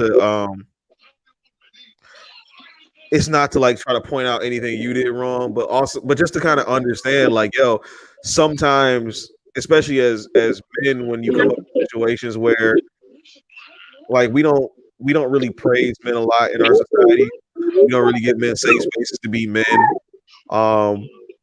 Like we have this conditioning in our brains too that like, hey, her satisfaction is paramount. I need to work on this, and I just hope that people kind of understand that. Oh my Jesus! So progress is a process, is something I often say. So if you got a goal in mind, of where you want to be, like mentally, especially, like how long you been divorced? Since January 2020, so a little over a year. How long have I been away from her? Since like June of 2019. And how long have I been checked out? Since like Probably 2015. How November long of you married? 2018. We got married in 2015, July 2015. 2015 to 2019. So you was probably out in about 2017. I say I was out about 2018. Like that's like she knocked her up like a 20, like literally like the last time we slept together exactly was like January 22nd. Yikes. 2018. Yeah, but I mean, hey, I know. And it's like these are special numbers. What made it so bad is like, so she was upset like the month before because she was like trying to get pregnant and everything, and she was upset because she didn't everything. We just started trying everything. She was just so upset, and I was like, no, like we've only tried once. She's like, you need to see a urologist. I'm like, we literally tried once. Like I'm sure everything's working. Everything. We just gotta give it another try and everything. So it's like January we try again. Like February 3rd, she was like, yeah, like I'm pregnant. I'm like, okay, cool. And I knew at that moment that the legs was closed forever. And I was right. Yeah. My friend Reese asked, did you marry her because she was pregnant? No, she didn't get pregnant. Like she got pregnant. We were married like for 2 or 3 years before she got pregnant. We got married in 2015. Okay. So yeah, if I would have hit before I married her, I wouldn't have gotten with her because like the sex was like it was very okay at best. Oh, it wasn't amazing. Okay. Oh man, I'm missing out because I did not. That's why I can't see the comments. Stupid me. No, because I can't see them either. But well, no, because so new platform I'm using. I actually pay for this shit. I didn't mean to say that, but I actually pay for it. And so one of the things I have to do is I have to manually make my post public so that I can see the comments in here. So now you can see like from Facebook or okay, like from YouTube. So yeah, man, that really sucks. I mean, and I feel like we've all kind of been in those situations too, where like her happiness is paramount. We didn't really look after ourselves, and eventually, and I think that's what happens with a lot of guys who, I hate to say the word, they get RP, great pill, like, is that we've been in these situations and we want to be good guys, but a lot of us are good guys. It's just that we don't know how to function in a society where our self-worth isn't really taught, or really what we're supposed to do, and then what they tell us to do isn't working for us. I think that's a huge part of the frustration. What we're told to do as men hasn't really worked for us. Right. Be nice and all this stuff, and like I didn't really start getting a lot of attention from women until like I started to get real dry and standoffish. So because it keeps the mystery, I guess. Right. I guess I've always been like that. Cool, but, I mean, it's a part of the learning process, you know. Right. It's a part of the learning process we all go through. I appreciate you chiming in, bro. I know it's still a little fresh, and usually they say it takes about a third or a half of the duration of the situation to kind of get over it. So it wasn't even a real situation. So I mean, like it probably. I've literally been over it since before. Well, yeah, that's true, but I mean, granted, you still gotta have the exchange with your kid and everything, but yeah, it still gives you that space and freedom to look back at it and say, man, like, you know, man, like I need to go back and look at this. Right. So, like ideally, if I didn't like that's things like I'm glad I have my kids, wish that he had a different mother, but like ideally, like if I could like never see her again, that would probably help. But it's like I literally see her every day. That's like the only real problem. Like, dog, like I'm tired of seeing your ass. Like, yeah. I think my son, he threw up yesterday night, and she was like blowing my phone up, and I just like ignored it, and I was like, yeah, Bianca. Yeah, Bianca. This was a marriage that happened. This is a marriage. This is a commitment, married legally, and it went like that. I'm actually what I find interesting is like if that was gonna have to be how she treated it, why even get married in the first place? But I also understand too that for people, and I don't like to label people, but we talked about earlier, like maybe some traits of NPD. narcissistic personality disorder, like I can understand how having somebody under your thumb like that can definitely like impact the way you feel. Right. Um, but no, that's what's up, man. I appreciate you chiming in. Hey, appreciate you I'm having me here. my time. All right, but I'll talk to you later, bro. All right, man. I'll catch up with you. I'm still Or watching. I'll talk to y'all later. Yeah, I mean, like, hey, I tried to make it so people would understand. So I got you. Yeah, we'll catch up with you. All right, bro. But yeah, thanks to him for calling in or chiming in. But yeah, man, people go through stuff, and like different kind of men go through different kind of things. And I mean, his ex-wife is a bit of an extreme example, but I mean, even I can relate on a level to dating somebody who really didn't care about you. Like, yeah, the relationship was there, but like at the end of the day, like she could have even been smiling in my face and been not as toxic as that, but she really didn't care so much for me or anything else.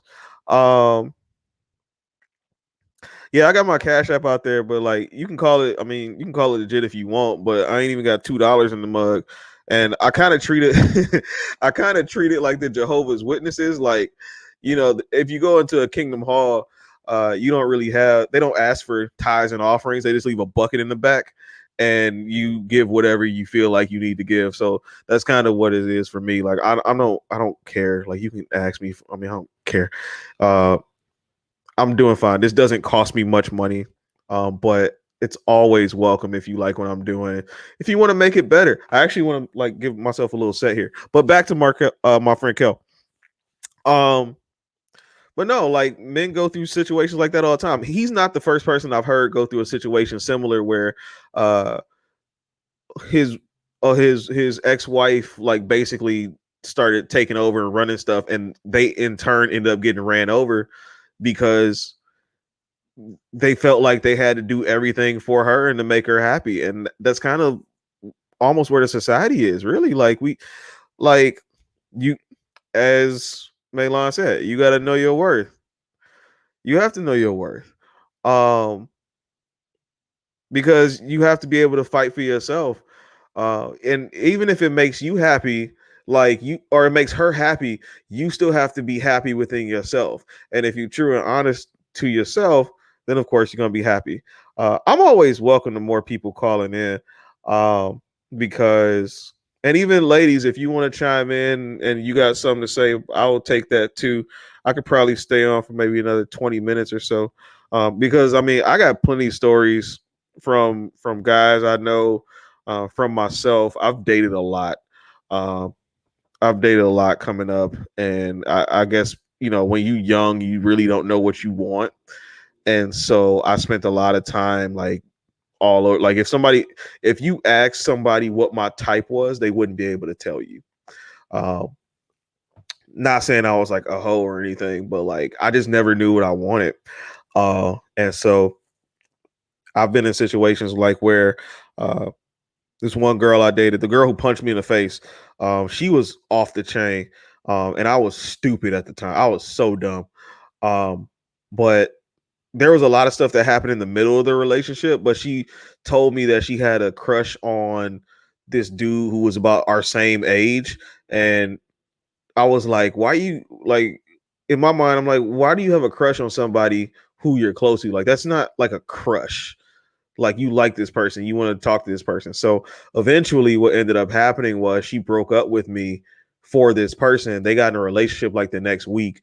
And so it had turned out that they had been talking ever since she talked about having a crush.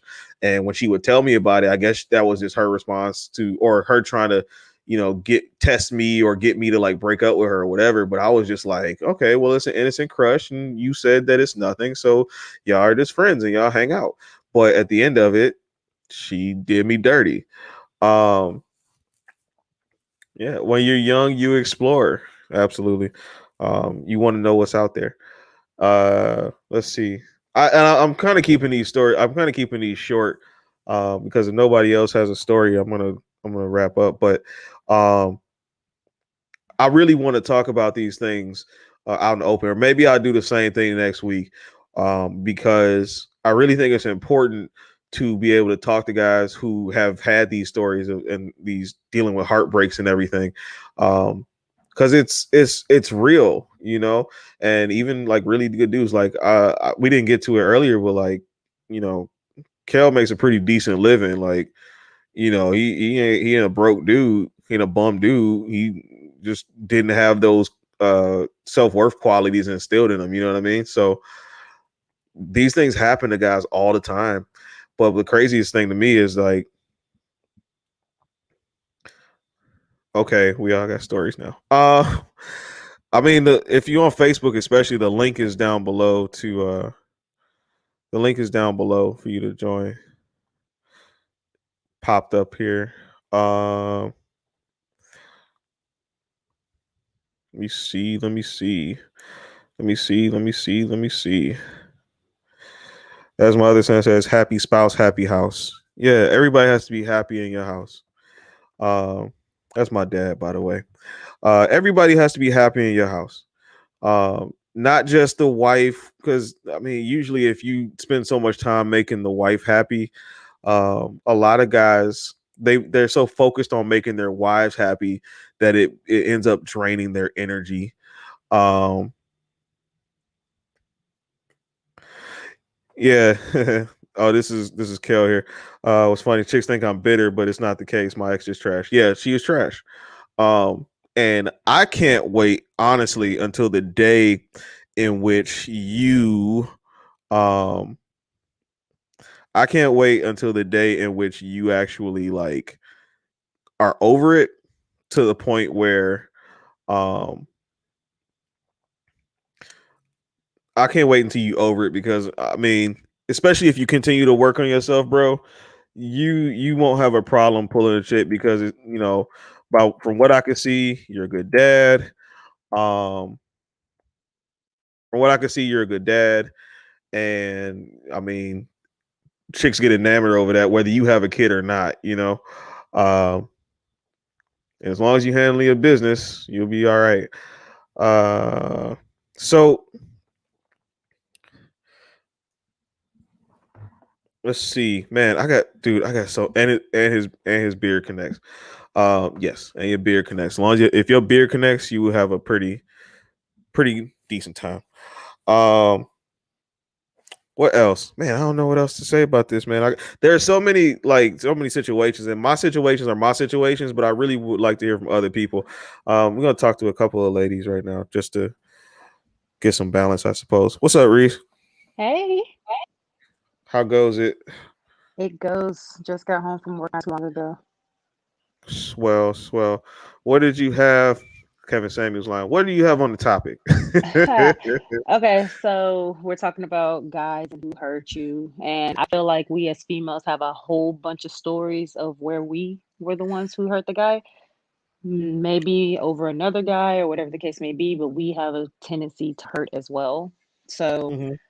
definitely had a guy from the past. Like, I knew he liked me. He told me, but we were friends, and I didn't want to like ruin that relationship. Like, Yeah. I wanted us to stay friends, and he would pursue and pursue and pursue, and I would tell him, "No, I don't think it's a good idea. We should just stay friends. Like, I'm not ready for a relationship." And just one day, I was like, "Okay, fuck it.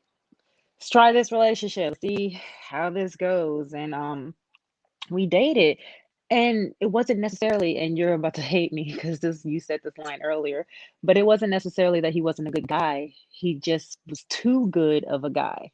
Yeah. Like, I was really like too young minded at the time to have someone like him. Like, he was better than what I was ready for at the time. Uh-huh. And instead of, my fucking cat, instead of realizing that I, still Self tried to have the sabotage. relationship, like he would bend over Oh, backwards. Like, absolutely do anything that I asked him to do. If I needed something, I had it. I didn't even have to ask. I didn't have to beg. Like, hey. he was just that guy. And in my own selfishness, trying to keep the benefit of having him as a friend and also like as a significant other, I was trying to also have my cake and eat it too with someone else who, like, in my head, it was like, oh, this is who you need to be with, not the guy who's doing everything for you, but the guy who's already proved that he ain't shit, you know? Yeah. Yeah, Yeah. Yeah, it was that's that that's a little situation. bit more alluring to a lot of people. Like, you've heard the phrase like who likes you. And I think a Right. lot of, I think that, it comes up so much because like we oftentimes just go with the person who seems like they could be without us and be perfectly fine. Um, Right. so Yeah. Willis asks, how can you be too good of a guy? Okay, so to answer that question, I'm gonna put in quotes, I was used to a specific type of guy, like Yeah, the one who seemed like he could do without me, like he, the bad guy, whatever the case may be, bad boy yeah, or quote thug or however you want to say it or put it, like the guy who would basically treat you like trash, you wouldn't feel like anything about it, yeah, like, and I had to do some like inner digging within yeah, myself to say, well, why are you attracted to this type of person? Because obviously that yeah. type of person isn't good for you.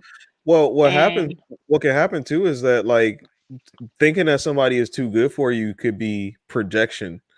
You yeah, know, like oftentimes we don't think so much of ourselves that when somebody good comes around, because I've been too good of a guy for a few women. Like when somebody good comes around, it's like I don't deserve this. This isn't right, this isn't what I'm worth, or it's so new and so different that it's scary. right. And a lot of people just they don't know how to handle it, so they either self sabotage or they just end it all together. Oh, it wasn't self-sabotage, but I definitely sabotaged the relationship itself. Like, and I would always ask him, like, why me? Like, Well, that's why what I of mean by self all the sabotage. oh, well, gotcha. But I would always ask, like, why me? Why are you interested in me? Like, you could have any girl, blah, blah, blah. Like, and I would tell him he's too good of a guy. Like, he needed to be with someone who would be more accepting of the things that he was willing to do because I wasn't used to a guy who would literally like give his last breath for me. I didn't know how to handle it. I didn't know how to accept Yeah, it. I didn't know how to take it. Jesus, And man. so I tried to leave the relationship. I tried to do it the right way.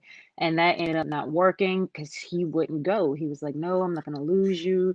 Like, I Yeah, love you, blah, blah, blah. And so I ended up cheating, which devastated him and broke his of course. heart. And right.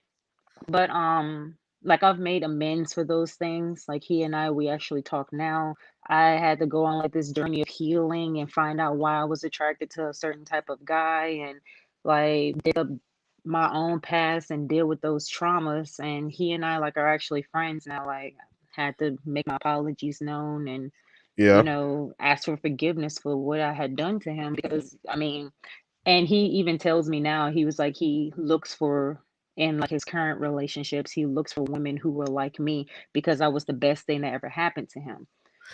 And I so have a hard time hearing that because it's like, yo, I broke your heart, like I ripped it out your chest. How was that the best thing that, ever happened to you? But yeah, so Kel asked, did you think he was weak because he was so into you? Like, was that a bit of a turnoff?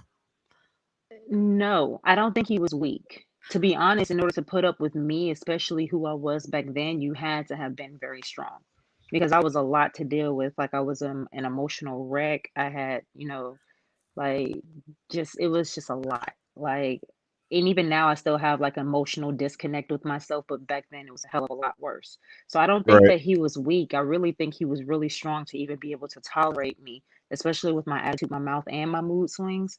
Like you had to, you were a special kind of person. Right. Um, I really think it was more so me not thinking or me knowing that I wasn't good enough for him.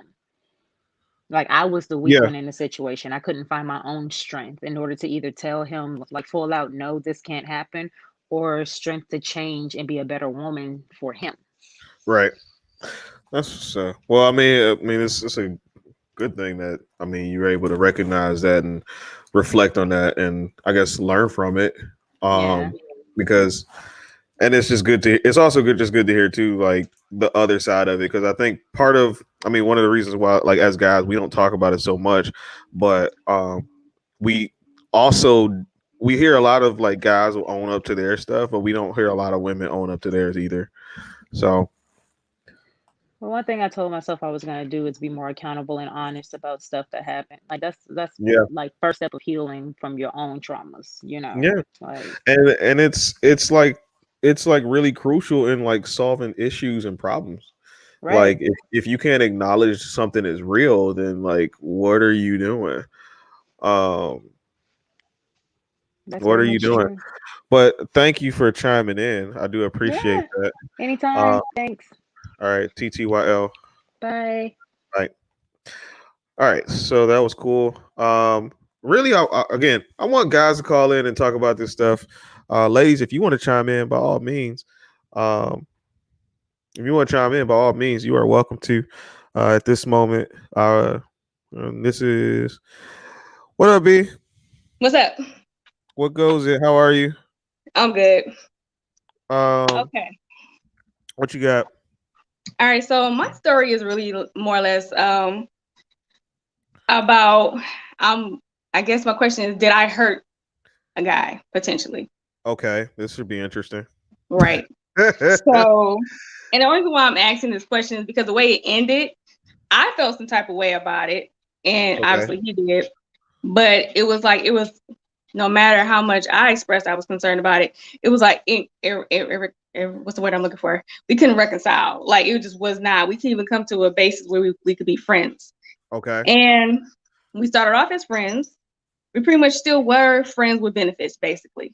Okay. But I think it boiled down to he wasn't ready to be emotionally available, and neither was I.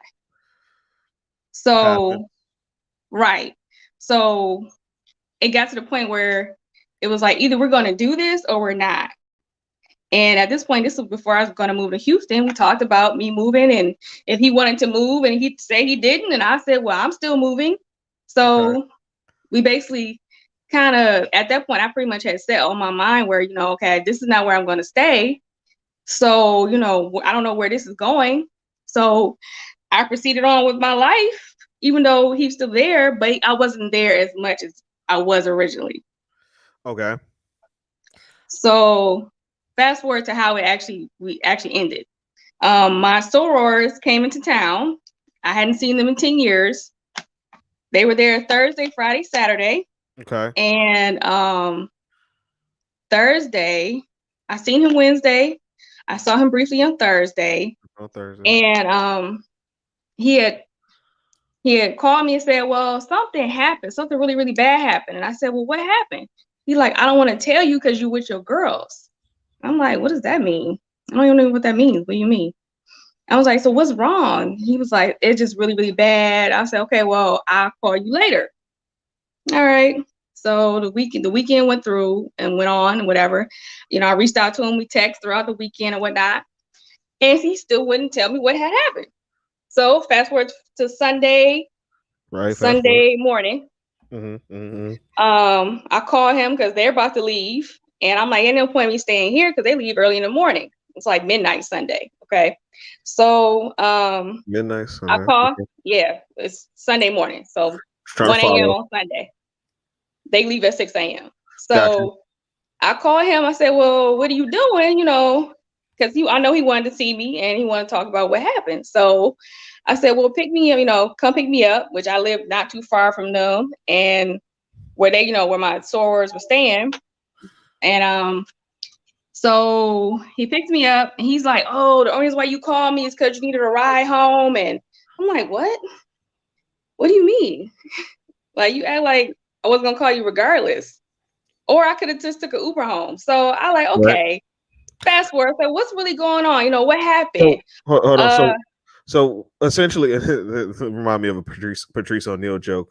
He used to say with his girl, he makes his girl tell him the end of the story first. Mm-hmm.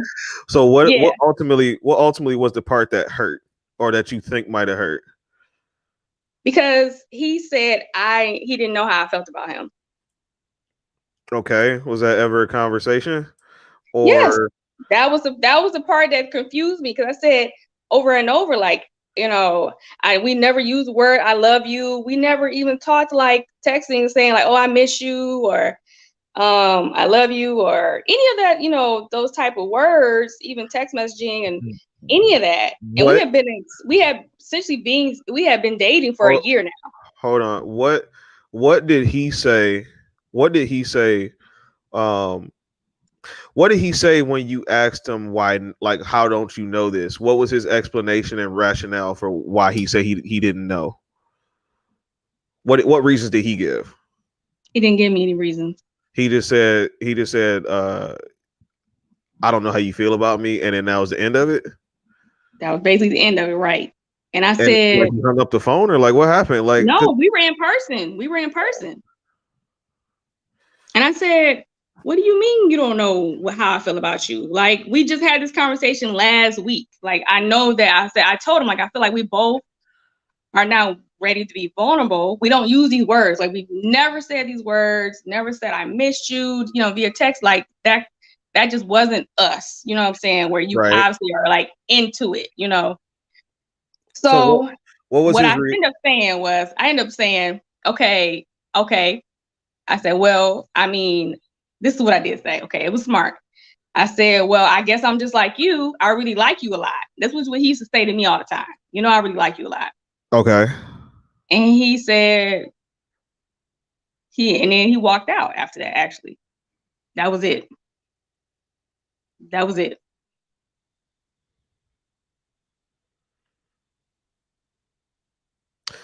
I guess I'm trying to figure out where that might have came from, because if it's really hard to determine what that was if he gave no reason. So what do you think is the reason he said that? It was a lot going on that time. So a week after that, his mom was getting married. So now, I mean, in hindsight, I do recall that he had bought shot glasses that had our initials on it and the date of his mother's wedding. Okay. So he was like, it was supposed to be your birth date on it, or it's supposed to be my birth date on it. And I said, oh, well, it's not on there. So I just I guess he did it wrong. So that was the end of that conversation. That was a week prior. I'm going to show you this. Confused. Exactly. My dad, no, because I mean, I guess I'm trying to figure out like how because okay, in my brain and in a lot of guys' brains, like, and everybody's really like, when you say something, there has to be some kind of reasoning behind it, and it's really difficult, especially if you've been talking to somebody, got that kind of comfort with somebody. Like, you would think that it would be kind of simple to like at least give a reason for why he would say such a thing. But like, I guess that's what I'm trying to get to. Like, what would he say that you did that showed him like, oh, you either don't care or like, I don't know how she feels about me. Like, there has to be something. I didn't understand it either, because I said, well, is it in my mind, I was like, well, is it because I spent the weekend with my sorors that I hadn't seen in 10 years? I mean, I'm confused. Like, what did you want? Don't justify it. You spent the weekend with your sorors, right? No matter how long you saw them, right? So you didn't see. So like, y'all had like little pieces of interaction in between. Yeah, I video chatted with him while we were out. Okay, so how long after your sorors left did this conversation? I actually left my sorors to go be with him. So what I'm asking is like, how long? Okay, so when did the conversation of I don't know how you feel about me started? I mean, when did that happen? Right after he picked me up. What day? That same night. What day? You gotta. I'm trying to. Sunday. So they were there from what, Thursday? They left 6 o'clock in the morning on Sunday or Monday. Yeah. And so it was that day. So I feel like a lot of. I feel like I'm missing something. Jelani says somebody was probably in his ear. That's probably true. Thank you. That's what I think. That's what I feel like too. That's really what I feel like. Because so what was the established? What was the established situation? Like, what was the conversation? So the conversation was, backtrack. So before we got to that part, I said, well, what happened bad? He said, such and such got killed, my best friend. And I'm like, who? I mean, like, I've been over your house like every day for 6 months. Who are you talking about? Like, I don't have a clue who you're talking about. Like, doesn't ring a bell. And then he said, you and your girls went to Duo.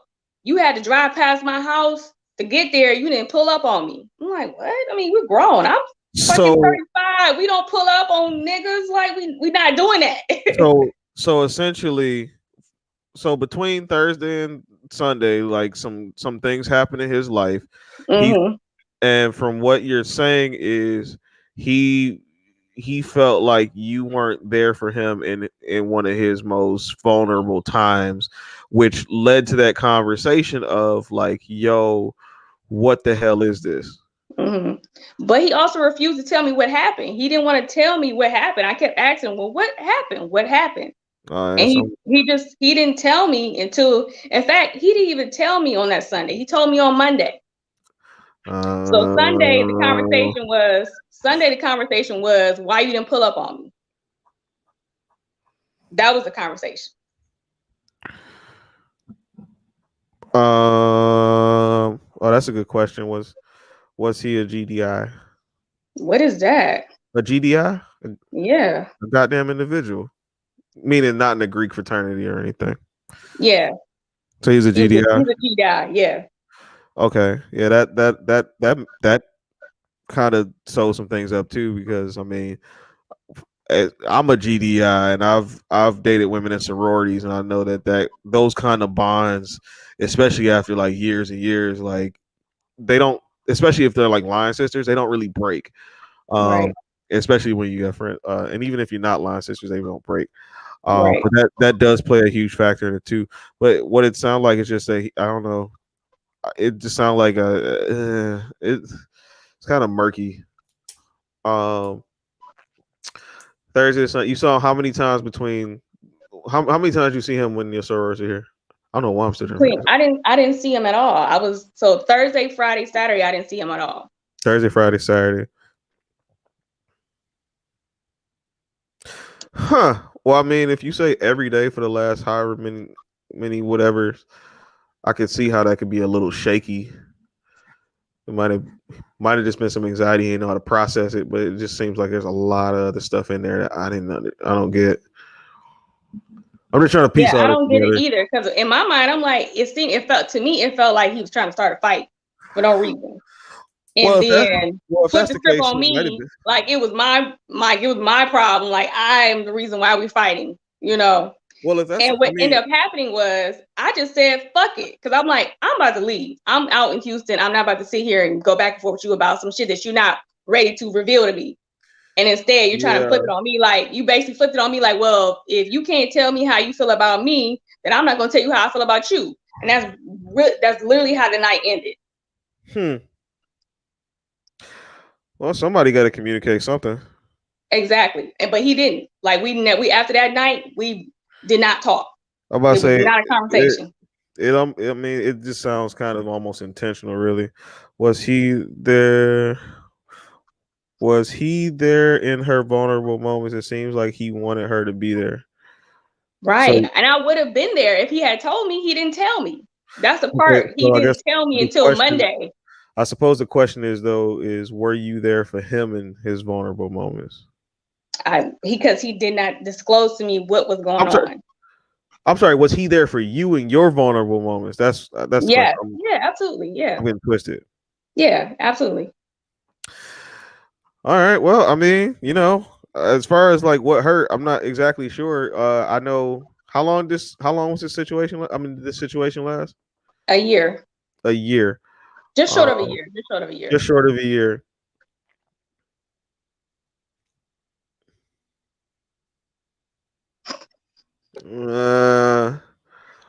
With some missing piece and not giving rationale for like, I don't know how you feel about me. Like it would just seem like somebody was looking for a scapegoat of some sort. That's how I felt. That's how I really felt. But I feel like it's so much more missing. I would really like to hear his rationale on me too. I'm surprised you didn't get it, but I would love to hear his rationale on it. Yeah, we didn't talk after that. After that, we didn't talk at all. Like it was the end. I guess some people aren't as expressive as they should be when they go through things. Sometimes you just got to be there until they're ready to talk. That's true. That's true. but it's also hard to be there for somebody when they walk away from you. Yeah, that's Like, exactly what happened. He when they, walked right out the door, and that was it.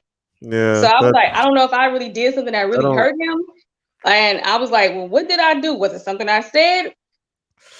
I Was don't it the know. fact that I spent the weekend with my sorors? Like, he couldn't take it. Like, he seemed like he was really mad that I didn't pull up on him during the week with my What sorors. And it was just, what did you say when he said that I you don't know how don't? you feel about. I don't know how you feel Yeah, about me.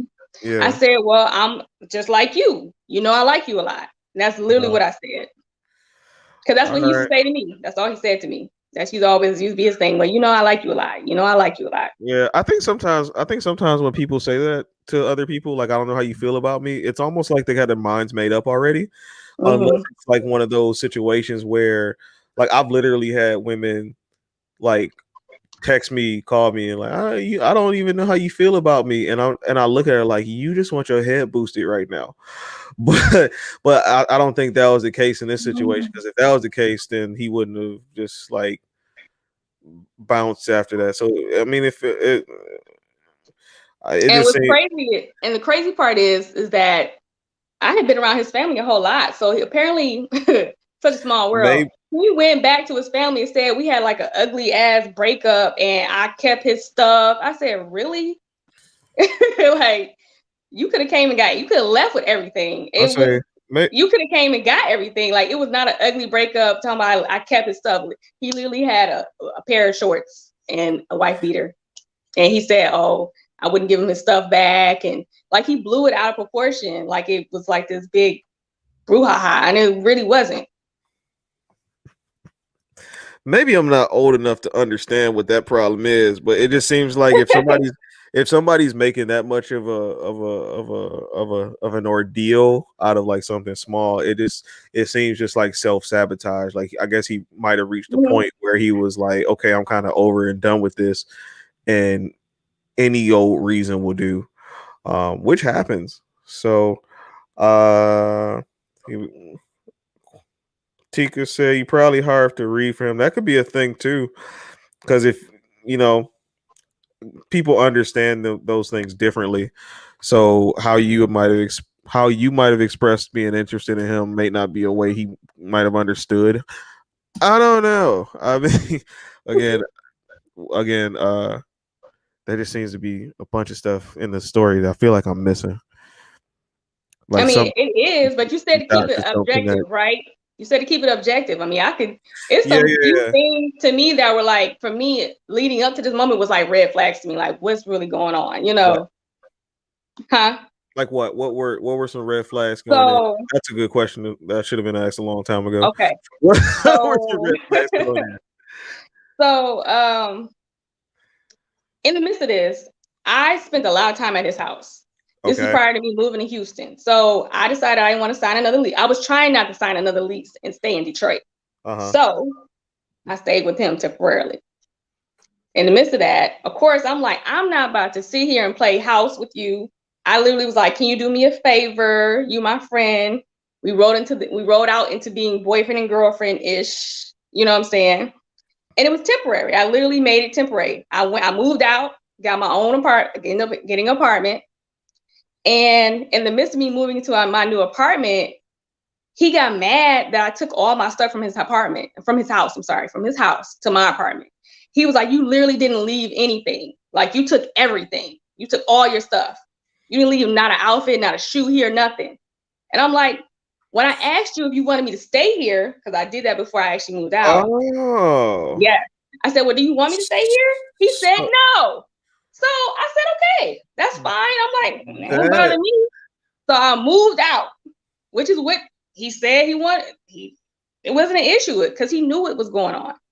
So I moved out. Next thing I know, he's like, well, what are you doing at home? that just You sounds just not leaving the house. When you come to my house? I'm like, when you come to my house? that sounds like mad. Like, just from the fact that you said that that you took everything from his crib, Mm-hmm. that just sounds like mad insecurity. Yeah. Yeah, that just sounds kind of insecure. But I mean, He probably The details of conversation and everything, I don't know, but like just from based off of what you're telling me, it just sounds like just hella insecurity. How you said this was like before you moved to Houston, so it had to be like what, last year? year before last. Yep, this 2018. It was 2018. Oh, Yeah. see, I don't know if dude sound like a psycho, but like I just think he sound like mad insecure because that like little bit of whatever little bit of something might stir up some insecure feelings, like or jealousy or whatever, or any kind of envy. An insecure person is really gonna take that to heart. So if you like take all your stuff out, I was like, oh, so you don't plan on coming back over here, and then Yeah, that's how he took it. Like we got into an argument about that. Like, no, I do, but or if it's hanging out with your sorority sisters, it's like, yo, so you like really having fun without me like right now? Like you really going out and doing stuff, and like he must not have had a life of his own, really. No, he really did. He very much did, and that's the tripped out part. Like he very much did. That's why I just don't. I was so taken aback. Like I'm confused. What do you mean? I don't understand what's going on. Like I said, thank you for saying mad and secure. I was gonna say something worse. I don't know what that worse might have been, but I'm sure it would have been interesting. But no, it just sounds like insecurity. Like I think the word B word may. I'm trying not to curse. I'm trying to do so much better in my life, but like that just sounds real punkish. Like if that's how you. I mean, and this is one of those things too. Like we don't exercise that muscle as dudes of emotional intelligence and figuring out like what the real issue is and addressing it. He was probably moving different than what he was used to. Yeah, that happens too. You're moving because I had moved into my own apartment, so he was confused. His eyes weren't on me all the time, so it went from him seeing me every day and seeing my movements to me in my own apartment. He doesn't know what I'm doing every moment of the day. Yeah. But I mean, I had no reason to be, to lie or be untrustworthy. Like I'm not out here for the streets, Hey, did you see this? My boy said you need to buy a Glock. She got one. I got one. I done seen it. I got one. She's one of them dudes on Facebook taking pictures with guns. That's her. Yeah, thug out here in these streets. But no, that just sounds like mad insecure. And I think like just based off of what you're telling me. I mean, because again, like nobody knows the whole story, but like based off what you're telling me, it just sounds like mad insecure, and that like maybe he wasn't at a place where he could fully express where he was coming from. Because like I said, many of us don't exercise that muscle enough. And he doesn't flex it at all. Like he really had no emotion. That's part of the reason that made it so easy for me to walk away, because like you don't show no real emotion. You show the ability to appease me. And I guess maybe that was his love language, Yeah. Doing whatever I asked or whatever I might have even said, I thought I might wanted to do, and we were doing that. You know what I'm saying? So right. So I said I was friend Willis, I went through a similar situation, but I didn't have time to tell it tonight. Maybe another time. Man. I'm actually kind of thinking about doing like part 2 of this, because I feel like there's a lot of opportunities for stories and stuff that people have to share these kind of things in these situations. So it's important. Part 2 may be coming. I had another idea for next week, but it might be part 2. Shucky Ducky, where we leave off. Oh, you're at work right now. Yeah. Yeah. You can probably guess the acronym. Yes. The acronym BS on his part. Yeah. What's that? Just curse words. So, yeah. So I mean, it just sounds like he didn't know how to express that, and especially when you start moving different, especially for yourself, like people can't really fathom what else could be going on. Like that anxiety, that fear of the unknown just starts to get at people. It starts to get at people and they don't know how to handle it. But I do appreciate you chiming in. and Yeah, sharing this was that. fun. And I feel like I'm gonna go to sleep thinking about the ins and outs of this story to try to make sense. Like, why would? But I mean, it just seems like just insecurity. But like, I do appreciate. I don't know. In my mind, I feel like he had did something and just kind of just tried to flip the script. Mate, I'm not gonna go that far because, like, if a lot of times people will say that kind of thing, but sometimes it's really just as simple as, "Yo, you changing up on me," and that's enough for some people to be triggered. So I can't, unless you like have some kind of proof of something happening. Like I don't want to accuse anybody of that. I didn't accuse him either. That's why I felt like, I'm still confused. Like, I don't know what happened with that situation because I know I didn't do anything wrong. I don't feel like I did anything wrong. And I just kind of just blew up. Yeah. But all right, I do appreciate you for chiming in. And all right. TTYL. All right, peace out. Peace out. All right. So that was fun. Part 2 may be coming soon next week. I really hope that people will chime in and talk about these things. I really want to hear more stories. I mean, because we all have these stories, and again, like we want to act so strong and tough and act like these things don't affect us when they really do. And part of our issue in our community, especially, is that in the Black community, especially, is that we don't give each other that opportunity to express themselves and listen. And the only time, we tell people to go to therapy, but like, we should be open to those kind of things when we talk about our relationships or getting together. Because I mean, how many people talk about these situations on like date number 2 or 3? Like, because I'm always a big proponent of getting stuff out the way, like, because I can handle it. I don't need to build up into like, oh, we've been dating for 6 months now. Now I'm ready to hear about all of your vulnerable like stories where you cried at night. And like, I don't have that in me, you know what I mean, to wait that long. Like, I want to get out the way. And I think that would really help us in a lot of situations and understand, like, look, we both have trauma. We both are coming from these situations where we got screwed over and we don't want to be screwed over again. But instead of coming to that realization, we often just like, I mean, especially women when it comes to guys, because I don't see it too much. I don't see guys too much like going at women so much for the things they went through. It's just a lot of guys talking about like that's not always the case, or I'm not that guy, or men just kind of accept like, yes, you went through something shitty, whereas women are like, no, that couldn't have possibly happened. But the whole point is we have to come together at the table and talk about these things with one another, because it's important, and I think it would really help us rebuild these situations with one another if we could just be vulnerable and listen to one another and not be so dismissive of the pain and hurt somebody's been through. It's almost like you're trying to poke fun at them.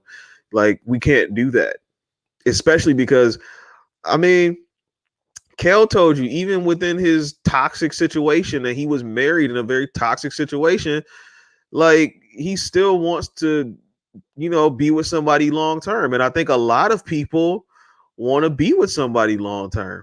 You want to have a long term situation, but a lot of people don't. They don't compromise anything. People want what they want, and a lot of times they refuse to budge, or like people want things to be perfect when they're not going to be perfect. But in order for us to get there, we have to be in a space where we can feel comfortable discussing with you, like, hey, this is what I've been through, and this is what triggers me. And, it's not saying like, if I see this, I'm out, but like, just be aware, like, I'm pretty sensitive to these things. Like, you don't have to walk on eggshells, but if I tell you I see something and there's a problem, like, listen to me. And we don't do that enough, especially on social media. We don't listen to each other. We often just want to attack and deflect and defend. And many times, especially with men and women, actually, but I often see it more with women because I deal with women more. I talk to women more. Oftentimes it's a deflection in order to like, keep from self-reflection. That's not me. It couldn't have been me. You're in a crazy situation. I wouldn't do that. I would do blah, blah, blah, blah, blah. So at the end of it, just listen to people. Part 2 next week, maybe. We'll see how I feel. Something else might strike a chord with me that I might want to talk about. Maybe something else important. Pepe Le Pew got a few good minutes out of me. But I want to thank Kel, Bianca, and Reese for calling me or calling in or joining in, sharing their stories of being responsible or holding themselves accountable for situations. I always pray for the best for people. All right. It's about 8:40, almost 10 o'clock. I don't want to run into anybody else's time. I got to go to bed. So I will talk to you guys next week, maybe sooner if I feel like it. And good night. Have a blessed one.